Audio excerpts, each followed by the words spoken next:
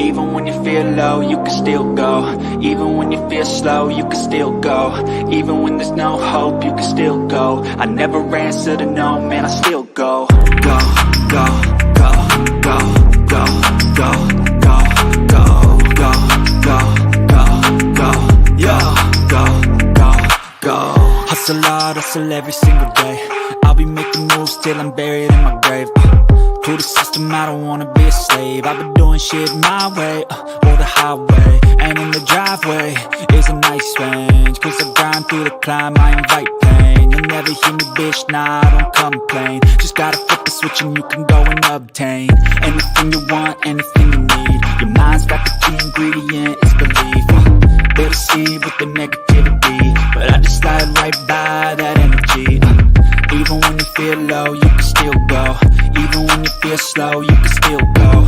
Even when there's no hope, you can still go. I never answer to no, man, I still go. Go, go. We are the nation of domination.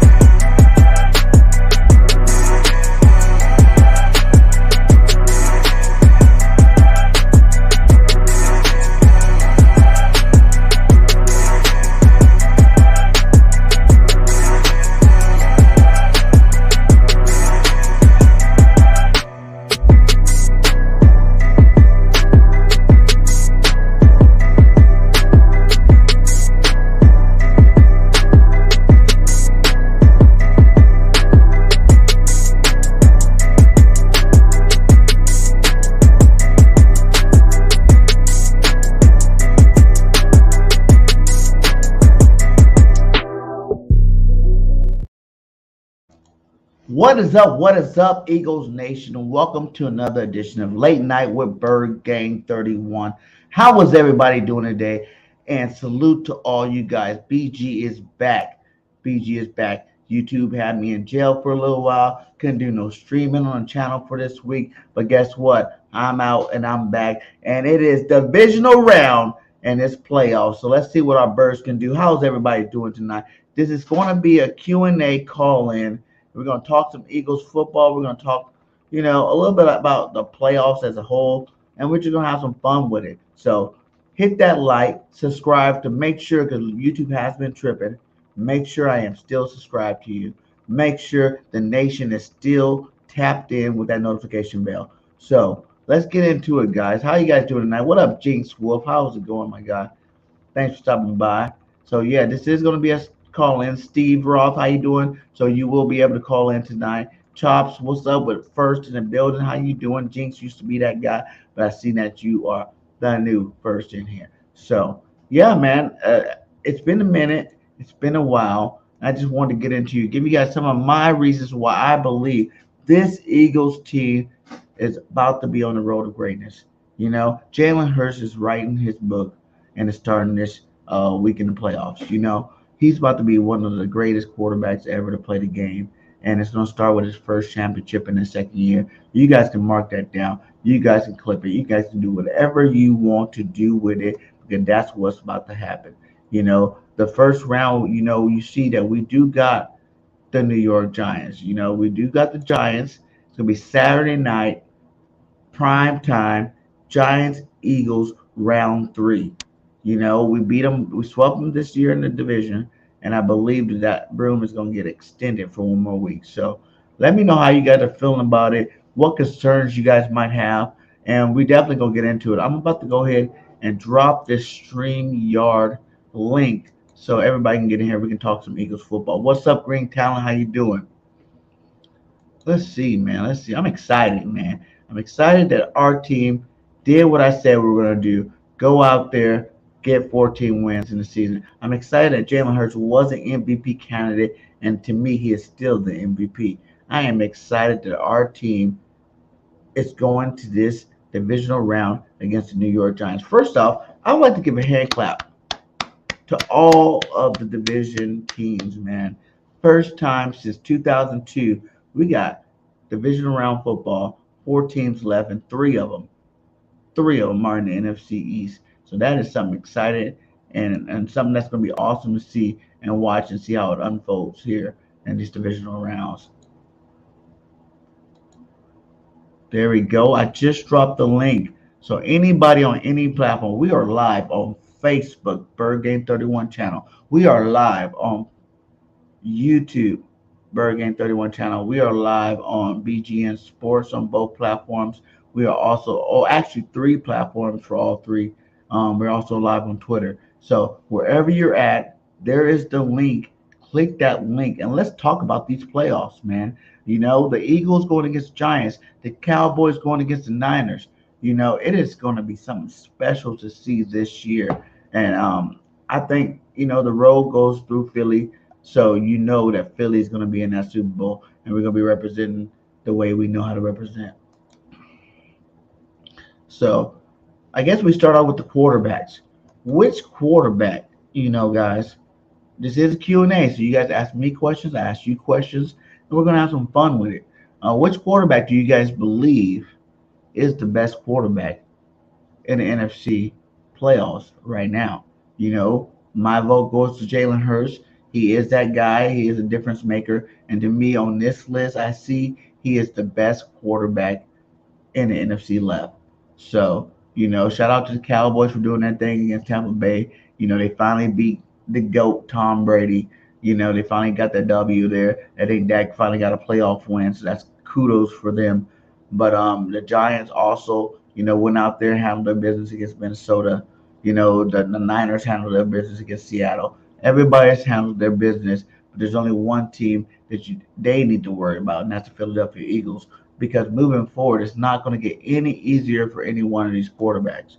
Any easier. We have the best defense. We have the best offense. We have the best quarterback, best receiver tandem, the best offensive line, defensive line, the best secondary in the league. So it's going to be pretty hard to stop us come playoff time, and I'm excited for it. I told you guys from the start, before you guys can go back and look at my earlier videos. I told you this is the season to be ecstatic. This is the season to go all in on our birds. You know what I'm saying? Because I seen it then, and I'm showing you now that this team is special, and we're about to do special things in this playoffs, and that's going to be bringing home another one of these Lombardi trophies, another one to add to the collection, another one of these rings to add to the collection, another one of these seasons where we can know that we are the best team in the NFL. But shout out to the division. We are the best division in the NFL with 3 teams going to divisional round. And I can't wait to see what happens, man. I can't wait to see what happens. But you guys let me know, because if I had to give you this order, I would say Jalen Hurts is the first, obviously, quarterback number one, and left out of all the quarterbacks left in this playoffs. I will go. I'm gonna say play wise, you gotta go. Purdy. Purdy's number 2 on this. You know what I'm saying? Purdy got to be number 2. Him and them Niners are rolling, and the Cowboys definitely gonna have their hands full this week with that Niners defense. Christian McCaffrey, Debo Samuels, Brock Purdy. He's writing his own story over there in San Francisco. It's kind of crazy. No one would have thought Mr. Irrelevant was going to be, on the Niners, leading them in the playoffs. Already got a first win. Some quarterbacks go forever without getting a first round win. He already got that off his belt. So kudos to him and the rest of these guys out there. Then Daniel Jones and Dak Prescott. So, what are you guys feeling? How you guys feeling about this playoffs right now? Was there any games you guys liked the most? Was there anything exciting that you like to see that you feel that need to be talked about? Oh, we got our first person in here. What's up, Rashid? What's up, Rashid Walker? How you doing today, my guy? Good. How you doing, Bird Gang? I'm doing great. How you doing? Good. I'm always wanted to get on your show, man. Well, hey, welcome to the nation, baby. Welcome to the nation. What you want to talk about, big dog? Man, I just figured I be with the Jalen pick all the time and typing in the chat. I'm gonna say where I'm from. Shouting out from Washington D.C. near the Commanders, Wizards, stuff like that. Get surrounded by all the rascals. Right, right, right. Huge And Eagles. but you're an Eagle fan, right? Yes, sir. I got the Devontae Smith jersey hanging up in the closet. I'll show you that if that's cool with you. Yeah, go ahead, man. Show everybody. Gotta get out the closet. So what I'm trying to do is I'm trying to get another one, trying to get another jersey ordered for my dad. But this is the Devontae Smith junk I be wearing Ready? I wear it every day. Like I get up every morning, all Eagle stuff out. So huge fan of your bird game and your wife too. Always always in here. Shout out to y'all, both of y'all, good admins, And I'm just a, huge Eagle fan, I got, just Eagle fans all day and that's it. I'm just being a fan. I love everything about Philly. I'm being up there. I got a family up there, so huge. Every day. Well, hey, that's good, man, because it's definitely bleed green 24/7 over here.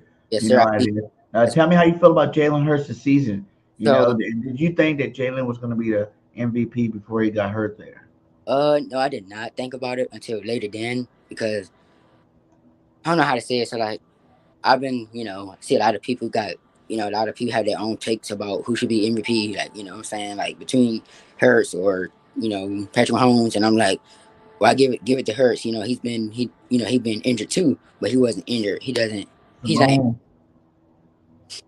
He wasn't bad as but I think he definitely deserves it because even though he's been hurt, I feel like you got to give at least a player credit. You know what I'm saying? But the commissioner they probably gonna be like, oh, saying they have their own parts. So looking at Hurts throughout the season, I love my QB. I love him. Sometimes he does stuff that I haven't seen him do before. Like he throws the ball down, and I like his move swings. Like I like when he do a little shakes, his little moves. He throws the ball. He knows it. He has that good eye contact. Like if AJ is at the going down 50 yard, he sees it and he gets it. So I'm definitely in love with getting hurt. I love what he's doing.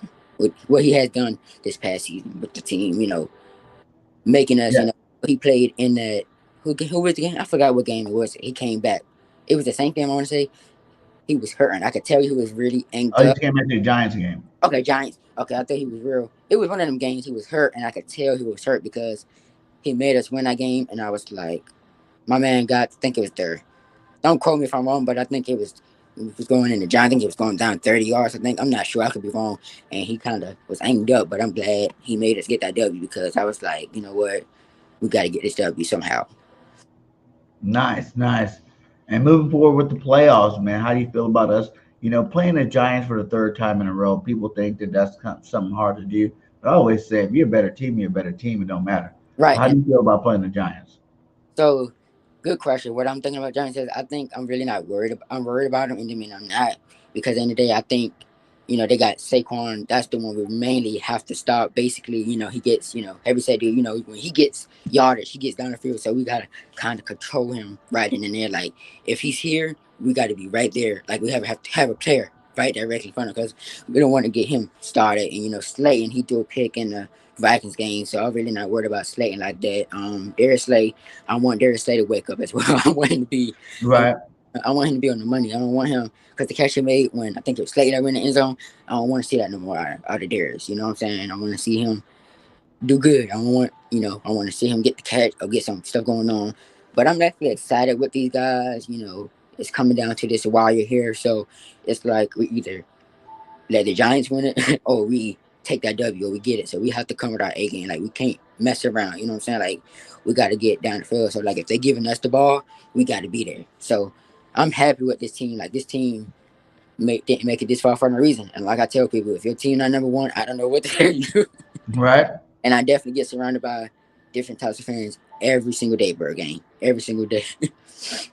I bet you do, man. I bet you do.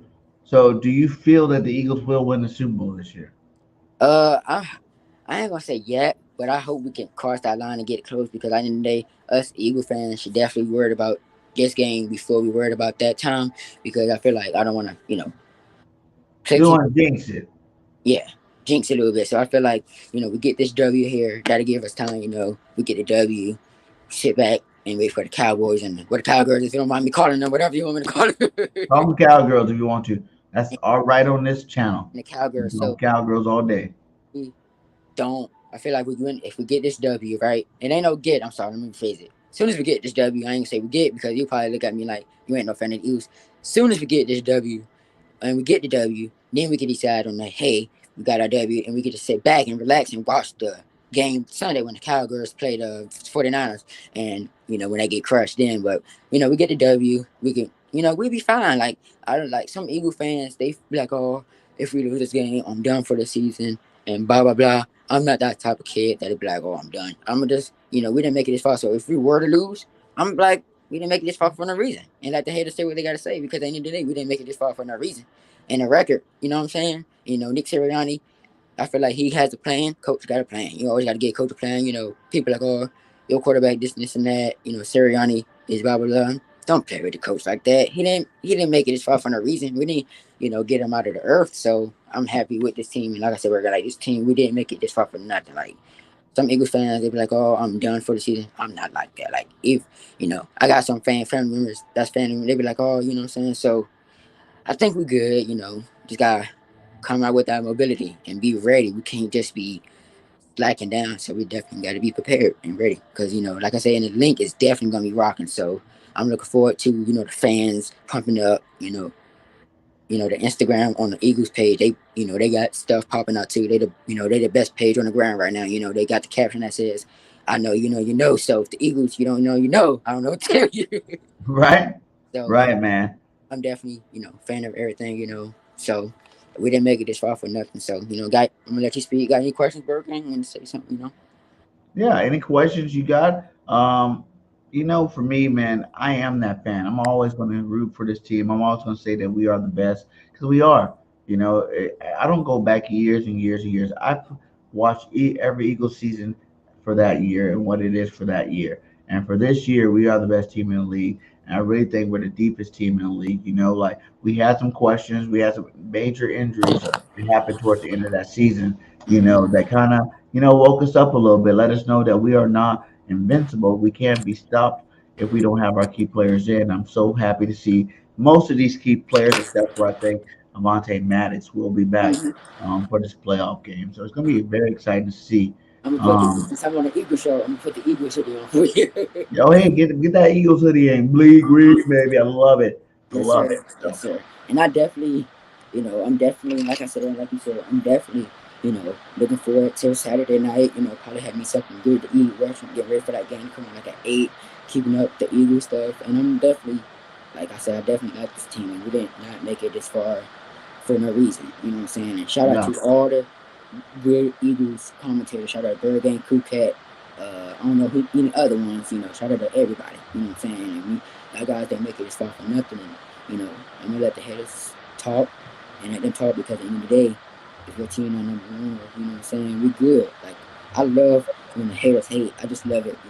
They just make me wanna pop out myself. And like I got family members on my mom's side. They be like, oh, come put the right left whatever the commander's doing. Yeah, I was like, no, I can't do that. No, I ain't doing it. I gotta bleed orange and green and black, and white. So I definitely love this team and a lot that they made this far. Hassan Reddick, pretty good guy. Sackett, Fletcher Cox, shout out to them. You know, shout out to all the quarterback, mainly. Shout out to him. He's a beast too. So I'm Smitty, definitely your best player, your favorite player on the team this year? yes. And the reason I'm gonna tell you why I like Smitty. So the reason, yes, Smitty is my favorite player right here. And the reason I like him is because, seeing him in college at Alabama, dude was I get a notification, I'm trying to stop that. So looking at him from Alabama, his Alabama highlights going into where he at now in the NFL, I'm loving what he's doing. And the reason he's also my favorite is because like when he catches the ball, he goes way up in the air to get it and make sure it's a reliable catch. Like he don't, sometimes he'll pat himself on the head on the helmet and be like, oh, I didn't miss the catch. I love what he did. Like here, pat himself on the head and be like, here, put it like I remember I think it was one game he was on the ground and did his hands like this. He knew he messed up. So I'm definitely like Smitty and I love everything he does. Like he gets in the end zone and he knows what to do. So like he'll get from you'll see his little skinny slow go from one part and next he's turned around and pick the ball. So I like what Smitty does. Smitty my dad's favorite player. Nice, nice, nice. I You just think like his Smitty? I just like his mobility, his ability of what he does. Nice. So you think he's better than AJ? Uh, How would he's you do like that? You know, one broke the record for most yards ever as an Eagle, and the other one broke the record for most receptions as an Eagle. I'm So, not I'm not gonna which lie. receiver do you like the best? So right now, I'm gonna stay. I think I'm gonna have to go with AJ because I mean I like both of them. Don't get me wrong, they both do their jobs, Of course we do. but I feel We like love them both. AJ, he's kind of like a more guy that get yardage down. He has his, you know what I'm saying, get down in the end zone. You know, Smith does that too, but Smith, he likes to aim a lot. Like he'd be like, you know what, I'm over here, and AJ Brown is like, I mean, Devontae Smith is like, I'm right here. AJ Brown is like ahead of him, like give me the ball. So I kind of like AJ Brown too. AJ Brown. That's what's up. Well, let all the Eagles fans give them a message for this playoff before we let you out of here. See if we can get someone else up in here. So Give like I them a said, message man. of what they need to look forward to in this playoff All right. run. You know, So everybody, I don't have another phone, but I tell y'all with my IG. So I got two accounts. I'm a Florida Gator fan, college. So I got the King Shot 20. That's my IG folks, and my Eagles account is CJ Enthusiast. CJ underscore Enthusiast. I'm me and another fan base. We started a CJ Gardner's Enthusiast post. So I'm over there on Instagram, Twitter as well. Twitter. I'm not sure the Twitter, but I'm gonna follow you, Bird Gang, if you got any social medias. I'll follow that, keep in touch with you. And like I said, man, all Eagles fans, let the haters hate. They're gonna continue to hate. Shout out to Green Town. Shout out to every single body in this chat. Everybody show love to, what's up, Coach Johnson? Shout out to y'all it's show all love to good. Bird Gang 31. Y'all shout out to all his videos, Eagle fans, other teams. Shout out to the, when the Cowgirls played 49ers, good luck to them. Good luck to the Eagles. If you take on the Giants, get that W. And shout out to everybody, y'all keep up with Bird Gang 31. Y'all follow this guy. This dude is an amazing guy. He does everything. Keep us updated. He'll be at Eagles games, wherever you from. He'll keep y'all guys updated. And like I said, man, y'all shout out to, Bird Gang. And he's like a, real life person. You know what I'm saying? Even though he has his takes and other fans have their takes, it's not like, it's y'all own opinion. So Tom, like, has his opinion. Bird Gang got his opinion. So y'all follow Bird Gang on all platforms. So shout out to everybody on here, including Miss Bird Gang, the other one. When I add her in the chat, shout out to her. Hell yeah, man. And shout out to you, Rashid, man. Thanks for stopping by, Yes, man. sir. Like I said, Always great. You know what I'm saying? We're definitely gonna have more of these little call-ins so we can make sure we keep everybody because it and like I matters. said, and like I said, Everybody right, opinions matter. As and long like as I we said, root for the Virgin, same team, your opinion is definitely valid. right. You know And what I'm saying? We might look at things. even if you like the Packers, even if you have some Cowgirls in here, Giants, Eagles, talk y'all crap. You know what I'm saying? We can talk our crap because we are good. You know what I'm saying? We're gonna get this W on Sunday. Everybody pray, everybody do your thing, and we're gonna do. Like I thank you, yes, ma'am. Shout out to Miss Bergen. I appreciate you, Mama. I'm gonna say you Hey, a before mama. we I'm get gonna you out say, of here, before we get you out, give me a score prediction for the game. I say like maybe 31, 20, 21, 21, 24 Eagles. 24, 21, 24, 24 21 because I feel Eagles. like, huh? I ain't say, go ahead and say I ain't hear what you said. You said 24, 21 Eagles. 21, 24 Eagles. Yes, sir. That's my score prediction. I'm going to tell you why. Because I feel like knowing the Giants like to be a lure. You know what I'm saying? Come up on that. They Yeah. like to ease up. When the team is close, in vicinity, they like to sneak up. And the reason I say 20, 24 is because I feel like we get that, 2 minute inches in to going in the fourth quarter, you know what I'm saying? And get going and try to get maybe at least get to the 2 minute warning in the fourth quarter and try to get down and maybe get put up maybe 30, maybe 30, but 21, 24 can be cool too. Nice, man. Hey. And then Yeah. I definitely need Jake Elliott to be on his A's and Q's. And I don't, and his job is what I want from him for this upcoming game. I need that guard. I say guard in that ball to go straight down the middle. I don't want that ball going this way or that way. I want to go straight down to make it count. And hopefully, I'm gonna get off because I know people gonna join in. Hopefully, the link be rocking. Hopefully, Giants fans, if they dare, but I hope they don't want to travel that far to a game, to a stadium. And hopefully, we have some good refs, and hopefully, we don't get too many like flags, on us on the penalties. We need to keep it clean. I understand this team want to get a W so they can move on, and I know we want to get a W so we can move on. No penalties. I don't want no.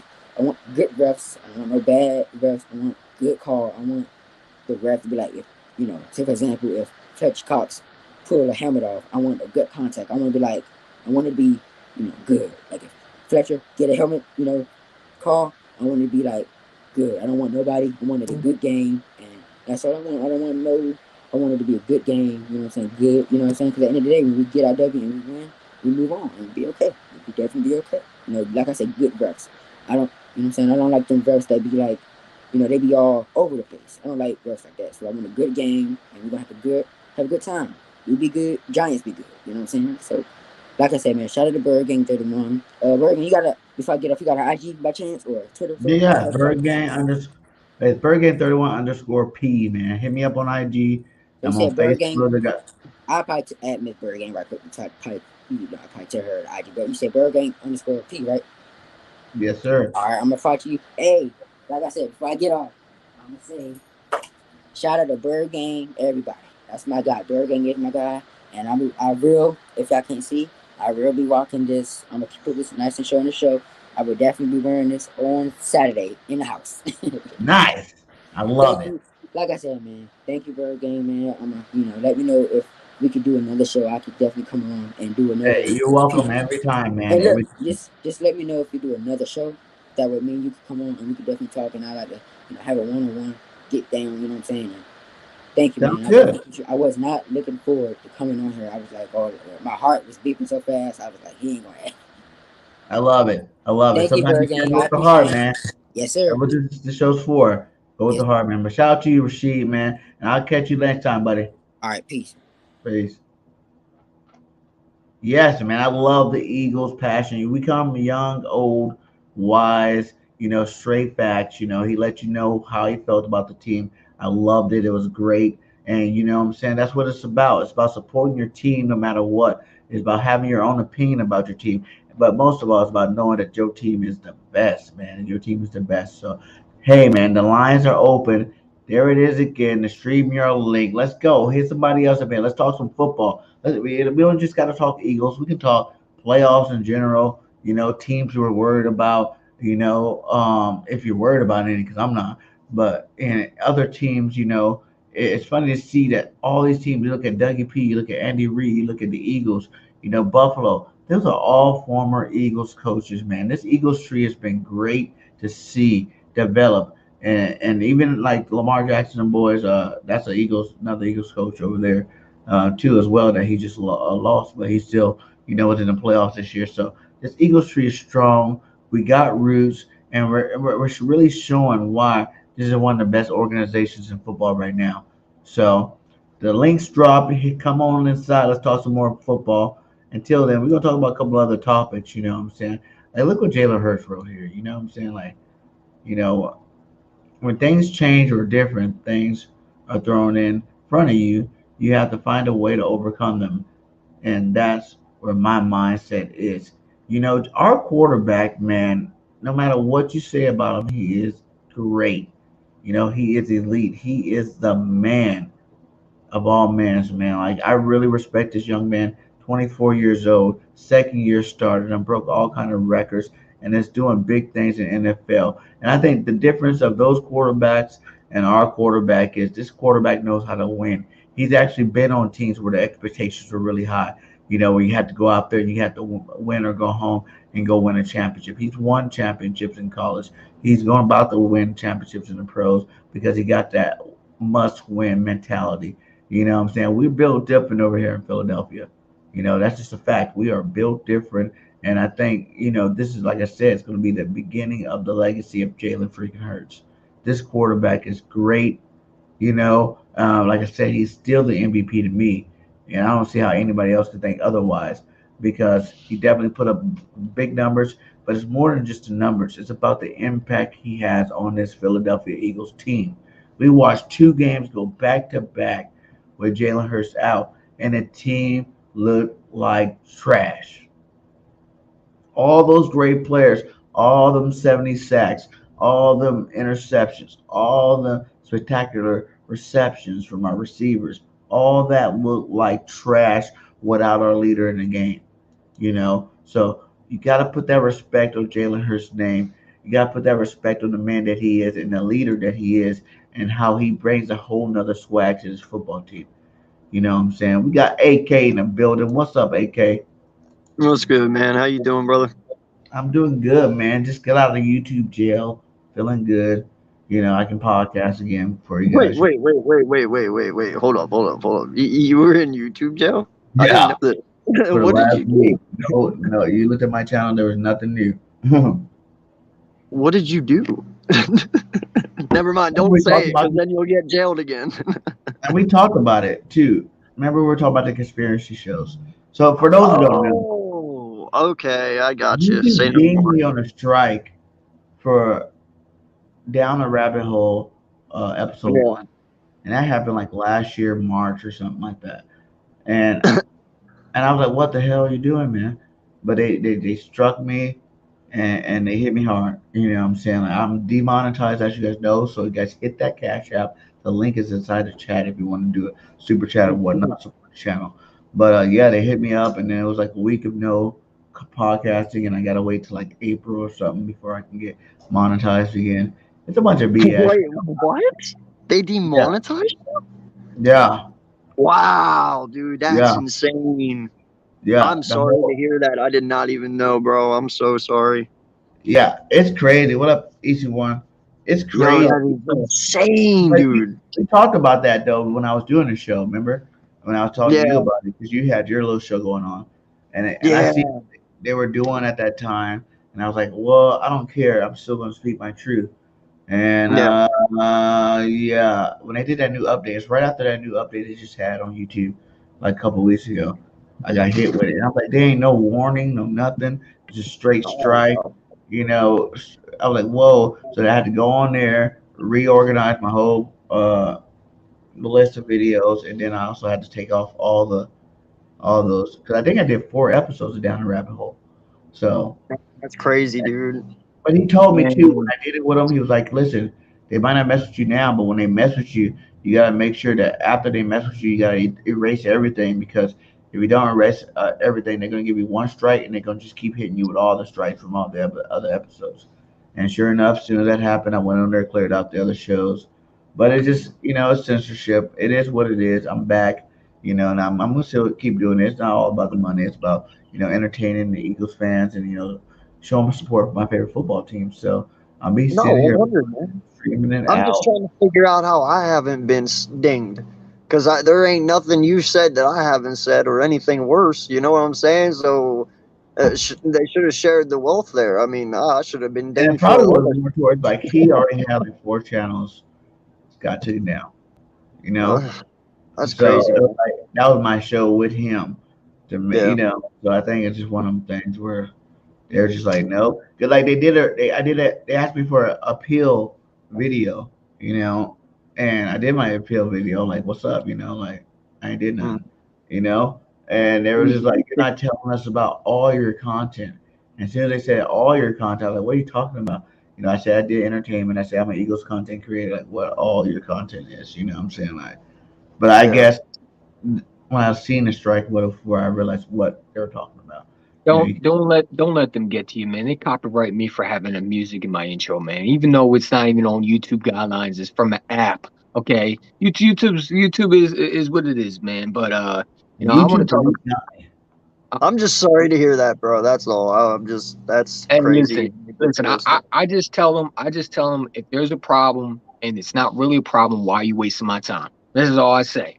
You know what I'm Yeah, saying? There's a I At lot the give end a of more the shit day, shit on how at YouTube the end of the day, stuff, we bro. just trying to have fun, man. We just trying to have fun. We're trying to push the content, and they just want to take it down. It makes it hard. It really does, and it's unfortunate that they're very strict with the rules, but they're allowed to have people are allowed to post other things like fake accounts and all that stuff. But it's okay with them.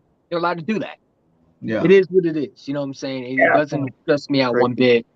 It's crazy that they do that. They'll take down our content, but they won't take the people who have videos of them shooting animals. I mean, what's the difference? You know what I'm saying? Oh, one's bad, the other one's good. I guess they'll leave the bad, but they won't let the good. I mean, whatever. You know what I'm saying? But I want to talk about more about this Eagles game, man, because honestly, I don't know why people scared of the Giants. We know them. I get it's hard. We're playing them 3 times. I get all that. But listen, if the 49ers did with Seattle, we can do it with the Giants, right? But we also got to understand, I don't got to understand nothing. At the end of the day, I can sleep on them. The Eagles can't because they're playing them. but I could sleep on them. I just feel like the Giant fans are coming in cocky. I feel like they're coming in cocky, saying "F us" and all this stuff. Like, didn't we just beat you? How many times? Like, I wouldn't count the last game because they didn't have starters, but I feel like they're coming into a Lions den where they have no clue what's going to happen. Jalen Hurts is 100% back. AJ Brown is still balling. Devontae Smith is still a demon with the football. You know what I'm saying? You got our front four that's going to havoc Daniel Jones, and it's going to make him uncomfortable. You know what I'm saying? Because I thought the Vikings defense are always ranked 32, and they're horrible. They're not a good defense. So you can say what you want about the record. They won in close games that they shouldn't have. They should have lost the Colts game. They won in a miracle somehow, right? They should have lost the Giants the first time. They kicked a 63-yard field goal. You know what I'm saying? So to me, they weren't a good team. I always picked the Giants to beat the Vikings. I even picked the Cowboys to smoke the Tampa Bay Buccaneers. I knew it was going to happen. You know what I'm saying? And honestly, like, I'm more scared of the Dallas Cowboys offense than I am with the Giants offense. I'm gonna be real with you. You know what I'm saying? If I had one team to be scared of more than the Giants, it would be the Dallas Cowboys because they can score points. The Giants really can't score points. You know what I'm saying? They're a tough team. They're coached up.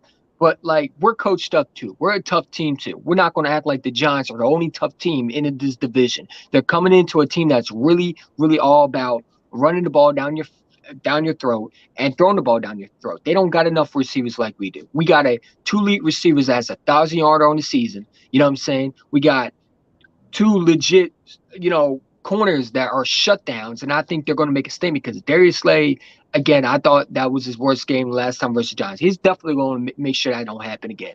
You know what I'm saying? And I feel like that we have the momentum going into this game. It's in Philadelphia. The crowd is going to be loud. And you got a divisional opponent that should not be alone. You know what I'm saying? When somebody is in your house and they're not wanted, what do? You kick them out. You know what I'm saying? You get rid of them. You exterminate them. You know what I'm saying? And that's what we need to do with the Giants. They're in our house. They don't belong here. It's time to send them home. You know what I'm saying? I'm tired of them acting like the Giants are this elite team that's going to come and beat us. I see the media hyping this team up, and that's cool. Hype them up. I want them to hype the Giants up because when we body them and we send them home, like I think we will, it is what it is. I don't think it's going to be a close game like a lot of people think it is. I don't. I don't see it as a close game. I really don't. I understand divisional games are close and it's been close, but I think this team is very different than we've seen before. I think when they want to put points on the board, they can. And I think this game, when Jalen Hurts is 100%, I think they're going to run into problems. You know what I'm saying? Their fans opening their mouths. I think it sparks a lot of players getting angry. And I think you won't see a lot of angry players on the field, the Philadelphia Eagles especially, that's going to look at it and say, hey, we feel disrespected. They already posted shirts saying it's a Philly thing. So they know it's going to be they're going to be disrespected. You know what I'm saying? They all want to talk about Brock Purdy. They want to talk about Daniel Jones and his passing. That's not going to happen in Philadelphia. I promise you it's not. You know what I'm saying? We're going to get pressure on him. We're gonna make him uncomfortable. I need Jonathan Gannon to send the heat. No conservative defense. You know what I'm saying? And I just need this team to be ready. You know what I'm saying? This is a team that, if you allow them to hang around you, they can beat you. But I think this Eagles team's going to walk in there, and I think they're going to get the job done. And I think it's going to be a long day for Giant fans because I think they don't understand what's happening. You're walking into Philadelphia territory. It's not Minnesota. This is a better defense, a better offense, better receivers, and a franchise MVP quarterback that's going to destroy teams that walk his path. I love it, man. He came in with energy, boy. Hey, I'm He came coming in in. with energy. He was going out there for a second. Easy walk, AK man. Eagle, you know I He's came with the crazy. edge, man. I'm excited for this He's game. Like, crazy. I'm tired of Giant fans talking, man. I see them on Instagram, on Twitter, talk about, you sleeping on us. No, you're sleeping on us because you forgot who you are. You know what I'm saying? We own the Giants, and that's the end of it. Like, if I had to pick a team in divisional round, I'd rather play the Giants. I said I'd rather play the Giants than I'd rather play someone like, Seattle because they always own us. But we own the Giants. Do I like people think it's going to be a close game? I just don't see it. I Well, let's don't start see with it. that. Let's start with that right there. What do you think about that, AK? Let's go with that theory by itself. The whole play a team three times. How you feel about that? Because, like I said, for me, we're just a better team. We're gonna win it three times. If that's what it is. It don't really matter to me. But how do you feel about the whole playing a divisional team three times in the same season? You know, I will say this: me and EC1, we do not agree very often, but Facts. I agree with him on this one. Mm.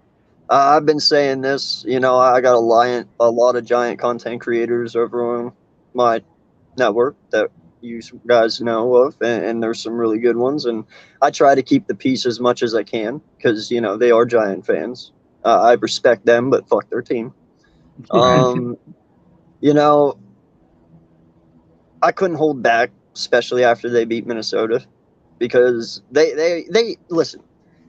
I understand y'all are hyped.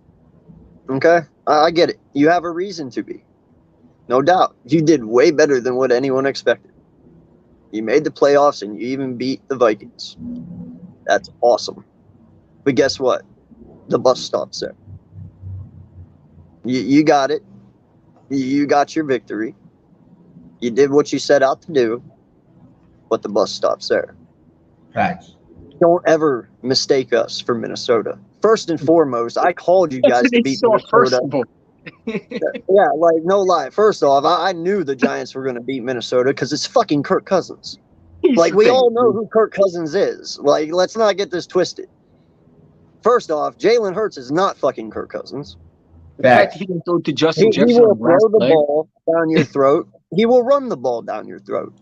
That's something Kirk Cousins cannot do. And my quarterback is also consistent. Kirk Cousins is not. Okay? Yes, they have Justin Jefferson. Yeah, but we got 2,000-yard receivers. Facts. Adam Thielen is not a 1,000-yard receiver. Okay? Dalvin Cook is not a 1,000-yard halfback.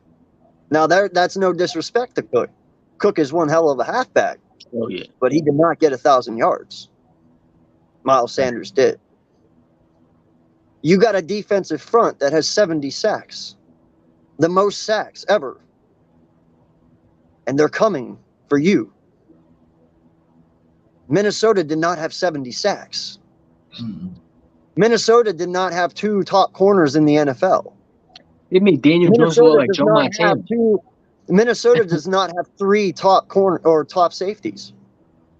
Yeah, Epps is not top, but he's solid for what he is. Yeah. Blankenship outplayed his draft stock because he wasn't drafted. And he's balling. And then CJ Johnson. What can you say about this guy? Ooh, he was good last week. Still led the NFL in interceptions with 5 and didn't play half the year. Like, that's incredible, dude. Incredible. This is not Minnesota. This is not going to be a game where we roll over. You get week 18 twisted because y'all kept up with us when we ran a vanilla fucking offense. Pretty much it was our offense we run in preseason, we ran in week 18. Facts. And we still fucking won. Now, granted, you had your backups in, and they did give us a pretty nice run for our money. I won't They should lie. play the backups. They But played you good. know what? Jalen Hurts was also crippled. Jalen Hurts was also held back. We didn't run him. He only ran like 3 times, and that was just to get away from your guys who were coming in on him. You did not have Lane Johnson in that game. If you had Lane, there was no way you got to him. Okay? No. There's a lot of things y'all are forgetting. There's a lot of things this team has. A lot of things you have, just way better. Don't ever think that your wide receivers are going to toast my corners. Don't ever think your offensive The fact that they line will think beat that my is so defensive line. crazy. Don't The ever fact that think they- your defensive line will beat my offensive line. And don't ever, for once, think your corners are going to stop my wide receivers. Facts. We saw that. So I first don't know time. who the fuck y'all are playing with right now. Congrats, you had a fantastic season, but it goes no further from here. Y'all are about to meet Dallas on the couch this week, watching us keep playing. So enjoy it. There's always next year. Always That's all I next got. year. They exceeded expectations. Let's say that. Kind of like last year, us making it to the playoffs. We weren't supposed to be there. We made it. Yeah. We got torched, but we made it. Yeah. And it is awesome. Like I do love hearing about how, the NFC East is the best division of football right now. Again, No more of this NFC lease talk.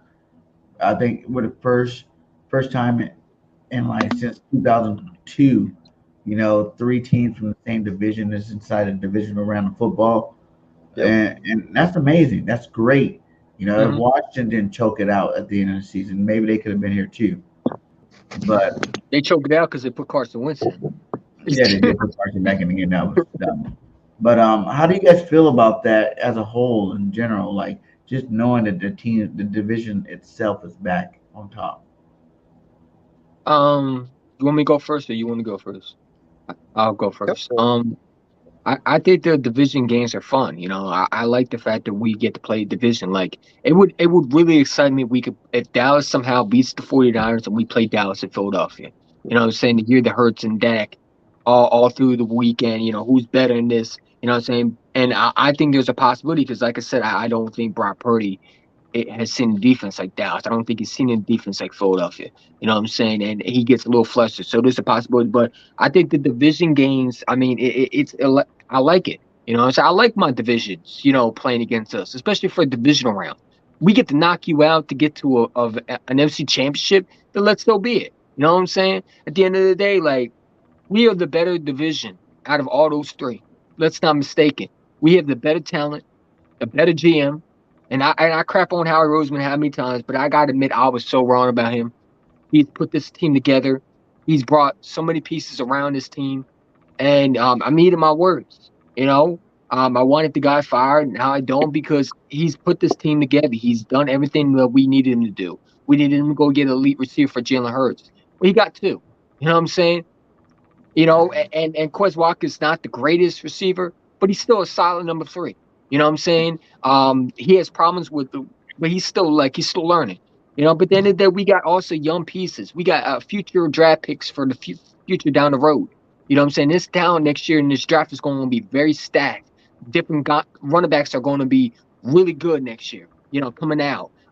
Different safeties coming out next year. Cornerbacks are coming out next year. Linebackers are coming out next year. You know what I'm saying? You're going to have teams that are going to be jumping for quarterbacks. We don't need to do that because we got a quarterback and Jalen Hurts, who he drafted in the second round that people didn't like, and I didn't like it. You know what I'm saying? But at the end of the day, I didn't like the play. I didn't like the pick. I liked the player, but I didn't like the pick. But it worked out. You know what I'm saying? They saw something, and it worked out. Jalen Hurts is him.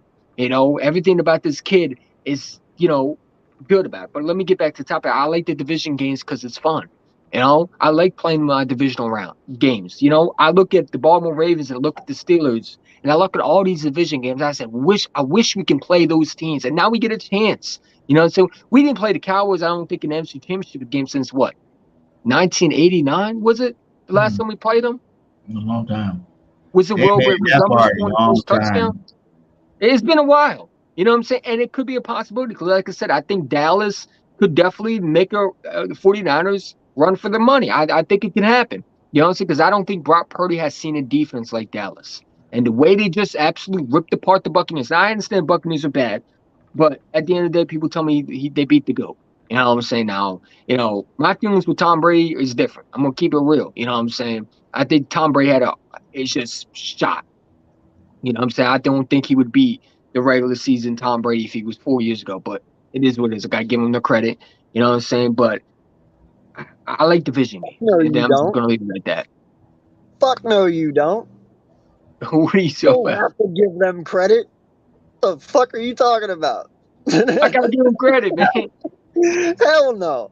Listen, man, y'all beat up on a 46-year-old. You realize that, right? A That life left from 46-year-old her. that has an offensive line that is not the offensive line of old.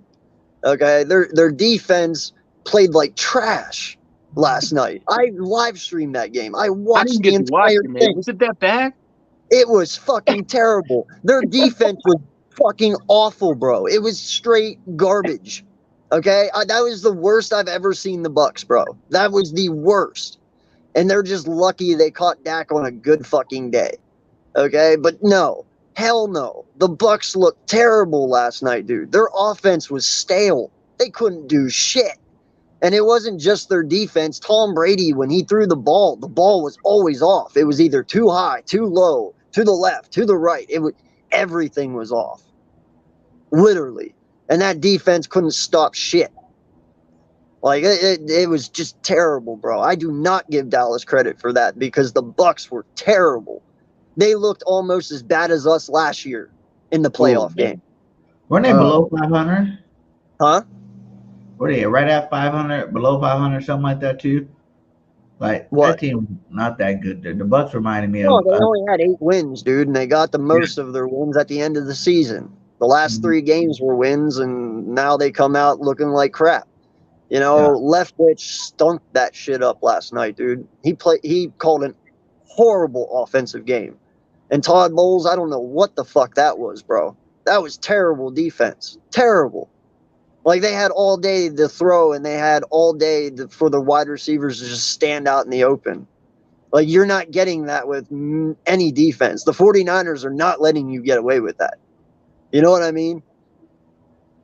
I get so, I'm telling you, man. I would love like, to have Todd Bowles as the defense, but now when you think about it, now I don't want him. No, I'm telling you who I'm casting my vote right now. I'll tell you all. I've been saying it. Lovie Smith. Bring him to Philly. Yes. I want Lovie Smith as my D coordinator, man. I'll even take Rex Ryan. I know a lot of people Listen, want to hear I about him. understand some people might not like him, but I'll tell you what. You want a guy whose players will fucking play for him and play their asses off until the end? Lovie Smith is your guy. He will get the fullest out of these dudes. I'm telling you. What about that Miami head coach that was just fired? What's his name? Brian Flores. I'd bring him to Philadelphia too. I think he would really, really be good at defense coordinator. Like I like. Here's my problem. And a lot of Jonathan Gannon fans, like, you know, shout out to the dude that's a Jonathan Gannon fan. I ain't gonna talk about him, but you know, he got upset with me because I said I think Jonathan Gannon is conservative, and it's not me being. I don't hate him. I just don't like his scheme. You know what I'm saying? I feel like if our corners go down or someone like that, we're pretty much done. You know, we need a whole staff around us and a whole town around us to be irrelevant. You know what I'm saying? Now, I think that Jonathan Gannon, I think that you're going to see more blitz in the playoffs because I don't think he showed everything in the playoffs. Because like Bergen 31 says, we don't want to show our hand to our teams to see, you know, what we expect. But it's like, I felt like when you need, like, for example, the Cowboys game on Christmas Eve, I would have sent the Heat at that. There was no reason why we should have played 15 yards off the football. And the fact that you put your Sky Scott on CD Lamb, I thought it all gave out Wallace on CD Lamb at one point. You know what I'm saying? Was that bad? I don't need to see that anymore. You know what I'm saying? Cut that out of your playbook and just do what you've been doing with the Minnesota Vikings. Do what you've been doing when we were shutting down the receivers before. You know, we don't need to do extra. You know, just lock down these receivers and make Daniel Jones throw. That's all you got to do. If you shut down Saquon Barkley, you shut down Breida, who I really don't think is all that. You know, I think the Minnesota defense is just that horrible. And we knew they were horrible. We blew them out. You know what I'm saying? The Cowboys dropped 40 on them. We dropped, 20, 24 on them? You know what I'm saying? They got beat by the Packers badly. You know what I'm saying? Everybody looks good against the Minnesota Vikings, but they don't look good against the Eagles, especially if you're the Giants. You know what I'm saying? We know Daniel Jones. We saw him round 1, and we blew them out. And I feel like it's going to be the exact same thing at the Link. The Link is going to be crazy. You know what I'm saying? You're not going to Minnesota in the Dome. All this skull chant that they do is not in Philadelphia. You know what I'm saying? You're not getting no skull chants. You're getting Fly Eagles Fly. And you're going to get a lot of screaming fans in your ear 24/7. That crowd is going to be too much for Daniel Jones. I'm telling you, I see Hassan Reddick having at least two sacks, 1 strip fumble, and I think this defense is going to go after him. I got us having about 10 sacks against Daniel Jones. Wow. I think we're going to put it up on him. You know what I'm saying? Because I don't think he can handle our front forward. Y'all can talk to me about this. The Giants have a run. Yeah, that's cute and fine. You know, pause. It's cute and fine. Until you find a real team that really can stop all that. And I think this Eagles team didn't come to be a number 1 seed for nothing. You know what I'm saying? I think the coaches know it. And the media, you know what I hate about the media? They're talking about like the Giants are going to walk into Philadelphia and beat us. If that happens, it's going to be right a lot now. of. They say what we got. What is that? 7.5 point spread. Yeah, but you know, there's a lot of fans talk about Daniel Jones could shock the Eagles. Come on, man. That's fairy tales. You know what I'm saying? Maybe you do that in Madden. Okay, I played Madden and I played against the Giants, and Daniel Jones looked good. But that's not happening in real life. You know what I'm saying? We're going to get at Daniel Jones and we're going to make him throw the football. That's what you need to do. You need to keep him in the pocket and make him throw. You know what I'm saying? We want to talk about running quarterbacks, but why are we not putting Daniel Jones in a running back situation? Because he runs more than he throws. Let's be real. He runs more than he throws. I They was talk about actually Jalen saying that Hurts. Daniel Jones is actually a really good running quarterback. Now, see, now you hit it. Now you hit the nail on the head. That is literally the only thing that worries me about Saturday's game. I don't think we're going to lose. I don't think we're going to lose. But I'm telling you, what is the one thing our defense has been bad at all year? Stopping quarterbacks who can run.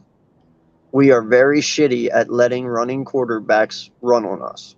Yeah, we let Dak run. And I'm telling you, I better hope to see a spy. I know that's really weird to say, but dude, Daniel Jones got fucking wheels, and I'm not afraid to say that. He can run for a nice boy. You know what I mean? Like he can get it, and that's no lie. I want to make sure that dude does not run. I saw a lot of those runs in that Minnesota game. I know, but I saw a lot of those runs in the Minnesota game that picked up first downs that I instantly flashed, and I was like, oh shit, he can do that to us because we really are shitty in the quarterback run game. We are. I'm not afraid to admit that. We are. Would you put Kobe Dean out there and let him spy Daniel Jones? Because I would. I mean, I think he's a fast linebacker that can go to toe-to-toe with someone like that. You know what I'm saying? I don't would care put him what out you there and do, let him just spy stop on him. I don't care what you do. Just stop him. Don't let him run. Just as much as you don't let Saquon run, you do not let DJ run. If you just force him to throw, if there is nothing there for him to run at, and he cannot escape, and he just is forced to throw, then we'll be fine. But the moment you let this guy run, like, dude, he ran 17 times against Minnesota. That's as many as Jalen did during Chicago. And he picked up first downs with it. So I'm just saying, you got to stop the run. And when that means the run, that means Saquon and DJ. Yeah, they're a force for real if you don't maintain them. They can definitely take over a game. And they really wasn't using Saquon a lot. They were using Breida. You know what I'm saying? He's a very powerful back. But like I said, I think when you got Ndamukong Suh and you got Linval Joseph, I think you helped that run defense a lot more. You know what I'm saying? You had Jordan Davis still here. You know what I'm saying? That's why I've been saying like those rotation when Harry Roseman brought him back. I'm glad that we lost to the Commanders a little bit because it helped us down the road. Because I feel like if we didn't lose to the Commanders, even though I didn't want to lose to them, we would have never gotten Ndamukong Suh and Joseph, and we still would be in a situation where we can't stop the running game. Now, I think that our running defense got a little bit better. You know what I'm saying? But I would love these corners to press up on these receivers. These giant receivers, man, you just press up on them. They're not going to do nothing. You know what I'm saying? I don't even think you got to really go man-to-man with them. I think you just got to make sure they don't get out your sight. You know what I'm saying? I just feel like these giant receivers are not a threat to us. We know what they are. You know what I'm saying? Let's not act like Slayton is this elite receiver. He makes some catches here and there. He's a tough player, But I feel like that we got the better team overall than the Giants. Oh, by far. Like, there's no question about that. Oh. I know, but I will say that, though. I heard you say his name, BG. I'm actually really liking Hodges. I'm not going to lie. I'm not saying he's going to be, like, top echelon, but I like what the kid's got. Like, he can bowl. He really does. Yeah. I'm interested to see what he turns out to next year. I got another good question for you guys. Which injury return do you think is going to be the most impactful this week? You got Lane Johnson, DJC just came back. Who else coming back? Hurst is obviously back, full, healthy, and strong. And Maddox, I don't know if Maddox is coming back this week. Max supposed to not playing. He didn't practice today. I won't even practice today. I really feel like with CJG, we don't even have to rush him back. We can let him go. No, you can put him in. You can put him in the slot and let Blankenship and Epps handle safety. Yeah, that's. I'm fine with that. I think I've been saying, a lot of people sit there and say Hurts needs to be 100%. Dude, I'm telling you right now, Lane Johnson is the most important key to this entire puzzle. There Jack is just no can't. other He can't person. block, man. No lie, Jalen Hurts can be 80%. As long as Lane Johnson is out there, you win that game.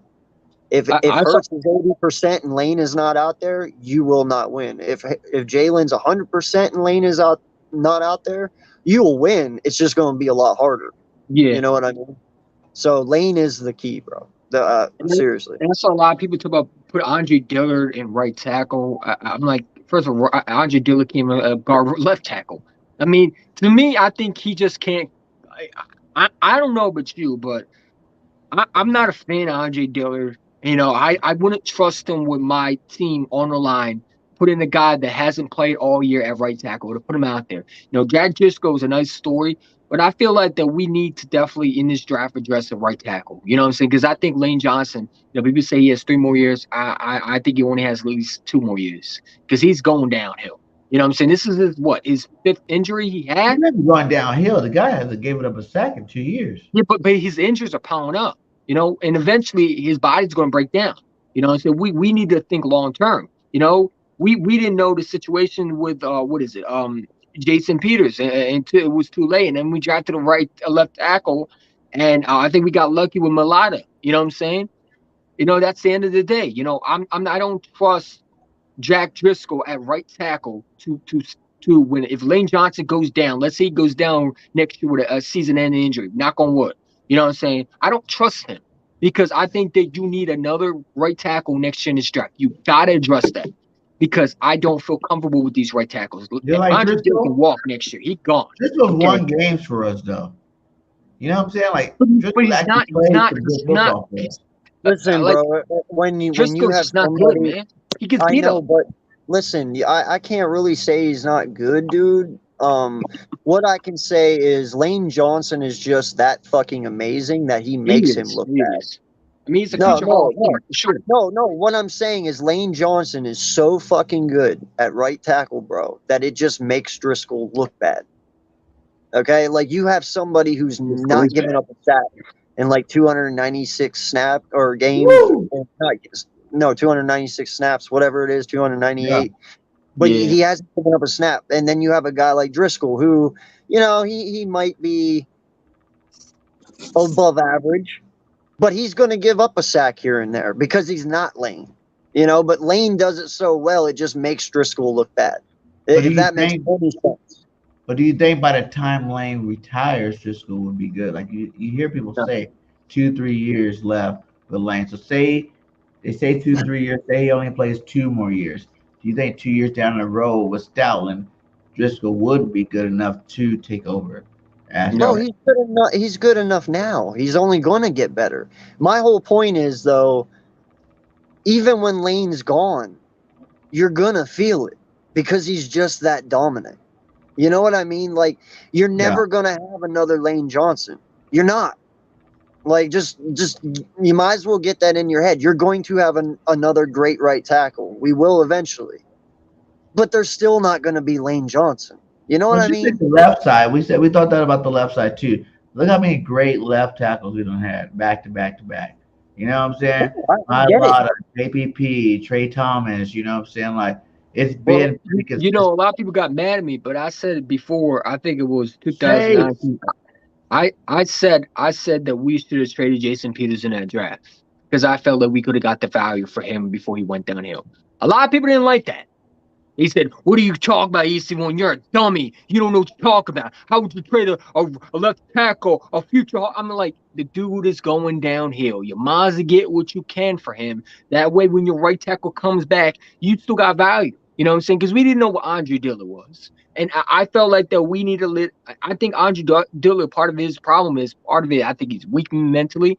And also, I feel like that we damaged him when we didn't use him like we should have. We should have traded Jason Peters and let our right tackle that we draft, our left tackle dude who we drafted to start.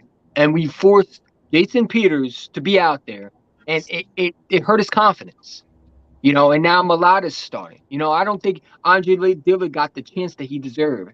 You know what I'm saying? I think that he's waiting for his turn, but he's not waiting his turn in Philadelphia because obviously Mulata is here. And I felt like that we should have traded Jason Peters in that 2019 draft to get when we there was a player that I wanted, and I felt like we should have moved up and got him. I said I would trade Jason Peters. People needed left tackles in that trade, in that draft. Someone went down with a left tackle. I said we should trade Jason Peters. It would have been good. He still has some left. Let's get what we want. No, It's well, all right. Lavi It didn't like all his worked deal. out, man. I mean, it did. But listen, you were talking about right tackle and Yeah, how, if Driscoll's over there, you're worried. I'm not comfortable with Driscoll. Let me put your mind at ease though on the Driscoll thing. Okay. Would you rather have your worst tackle on your quarterback's vision side or his blind side? My worst what? Your worst tackle. Would you rather have him on the side, his throwing side, the side he can see, or his blind side? I would put him where we need, like, right tackle would be obviously his That's blind side, exactly right? what I'm saying. So I'm okay with Driscoll being at right tackle, in all honesty, because at least Jalen can see him coming at him. Did and you that way see he him versus can- the Saints though? He was bad. He Yeah, was well, bad. Minshew's not fucking Well, Jalen I didn't Hurts. say Mitch was Anyway. good, but my God, can you block a little? You know what I'm But saying? my He's just point leaving the is, though, defender come I, through. I get it, but my point is having your second bet or your second string right tackle instead of having your second string blindside tackle. That's better because at least he's not getting hit from behind. At least he has Mailata still there protecting his blind side. If Driscoll messes up, he sees it coming while it's coming at him, and he can make the moves and the things he needs to do to get away from it. He's not able to see behind him, so it's harder to get away from that. So I'm okay with Driscoll being there because Jalen can work with that. If that makes any sense at all. What's I going feel like on? we need to draft right tackle, man. I'm gonna be real with you. I don't think Driscoll is all that. I think that Driscoll's a serviceable right tackle, but I feel like if Lane Johnson goes down and we need a right tackle, we need to draft one. That's just my opinion. People don't like that, but I feel like that we need to draft a right tackle in this draft next year coming up. I feel like Lane Johnson is eventually going to just retire, and we better have a backup plan. You know what I'm saying?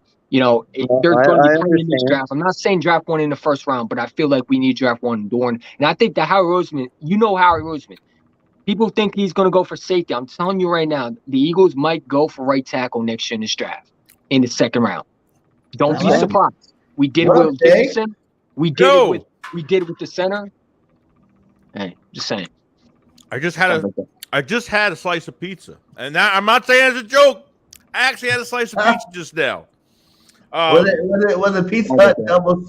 Was it stuffed crust from Pizza Hut? Unfortunately, like New York, unfortunately where I am, I don't have Pizza Hut anywhere near me. I think every Pizza Hut is closed near me. But man, I was like, these Giant fans are reaching so hard, man. It's absolutely insane right now. Like 1 minute it's like we screw them out of a playoff game. Another minute, now this head coach is talking about eating pizza while watching the Vikings Giant game, and now it's like they're going to use that as bulletin board material, man. Like they're reaching for so much right now.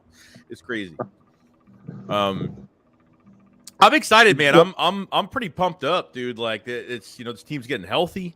If there's one thing to fear, man, it's really the coaches designating what this team does Saturday. I mean, that's really it. I mean, I got no issue with any player. I got no issue with anybody. Really, it comes down to like I would say more of us defensively than offensively. Like I more Jonathan Gann than Steichen. I mean, Steichen has had his moments. We know this, but this defense it kind of worries me on where this game plan is going. Did they dumb down this defense and offense the past couple weeks? I don't know. I mean, they could have. Even the last Giants game, the Giants can't make a big deal out of that. I mean, every time I watch NFL Network now, they're talking about, how the Eagles look so different in that game. I'm like, do these people know like they literally handicapped Jalen Hurts for the whole entire game? They literally told him not to run. Like Hurts 100% pushed them. Hurts 100% pushed them to play. Pushed himself to play. And, but he had to have limitations in that game. And, it was sloppy. When you take away that read option from Jalen Hurts, the offense looks so vanilla and so it's a nightmare to watch. But because the Giants were playing their backups and because it was such a close game against the Eagles starters, they started to get excited. Like they're a first seed team. Highly doubt it. This should be a cakewalk. Yeah. So They're So, getting cocky. Joey, I got You a know, question for you. Would this be a reasonable assessment on JG this year? The gentleman plays to his competition, as in if the team is a little bit black, kind of like the Saints. We'll use the Saints as the example. Right. Our defense was not that good that game, but neither was that team. But when we play really good teams, JG has really good defenses. You know what I'm saying? So I feel like the man plays down to his competition or plays up to it when he needs to. You know what I mean? I hate that because like you need to play all, even your small competition, even the best competition, you still got to play your best. I feel like that we rely so much on the front four and not the fact that if the front four don't get there, we don't send any help. You know, we play our cornerbacks 15 yards with the football. I need these receivers. Like I said, I said it to AK. I need these receivers to get pressed up. I'm tired of our corners being 15 yards off the football. You know what I'm saying? I dealt that with Jim Swartz. I'm not dealing with Jonathan Gannon. If we lose this game, Jonathan Gannon does not deserve a head coaching job. He doesn't deserve one because Well, you don't say can't. that. Then Well, we're that's stuck their with him another problem. year. That's other teams' problems if they're going to hire him as a head coach. That's not I'm our just being problem. real. If you're Houston, would you hire Jonathan Gannon if he just blew against? Because the Giants are not Yes. good. We need to blow this team Yeah, out. yeah. Bro, There stop is saying no. that because that means we're Like, stuck with him for another year. Don't say Right. that. Quit it. oh no, we can fire him. He Like- needs to go any way you look at it. I don't want him back. You know what I'm saying? Listen, I want Lovie Smith, and I'll take anybody over Jonathan Gannon. Jonathan Gannon does not need to be here anymore. Even if he doesn't get a head coaching job, we just need to get rid of him. You know what I'm saying? Because I don't like this scheme. EC1, listen. You're talking about a coach in his second year, right? You know, and he done broke like how many Eagle records from defense? Like I know you guys say the This players, scheme is horrible. you know, 70 sacks isn't a frown at. You know what I'm saying? Like turnovers, leading like top 5 in turnovers this year is not nothing to frown at in terms of the defense as a whole. You know what I'm saying? Like he's in his second year, guys. Like we want all these guys that are legends or greats in the best defensive coordinators ever type guys on our defense to lead this defense.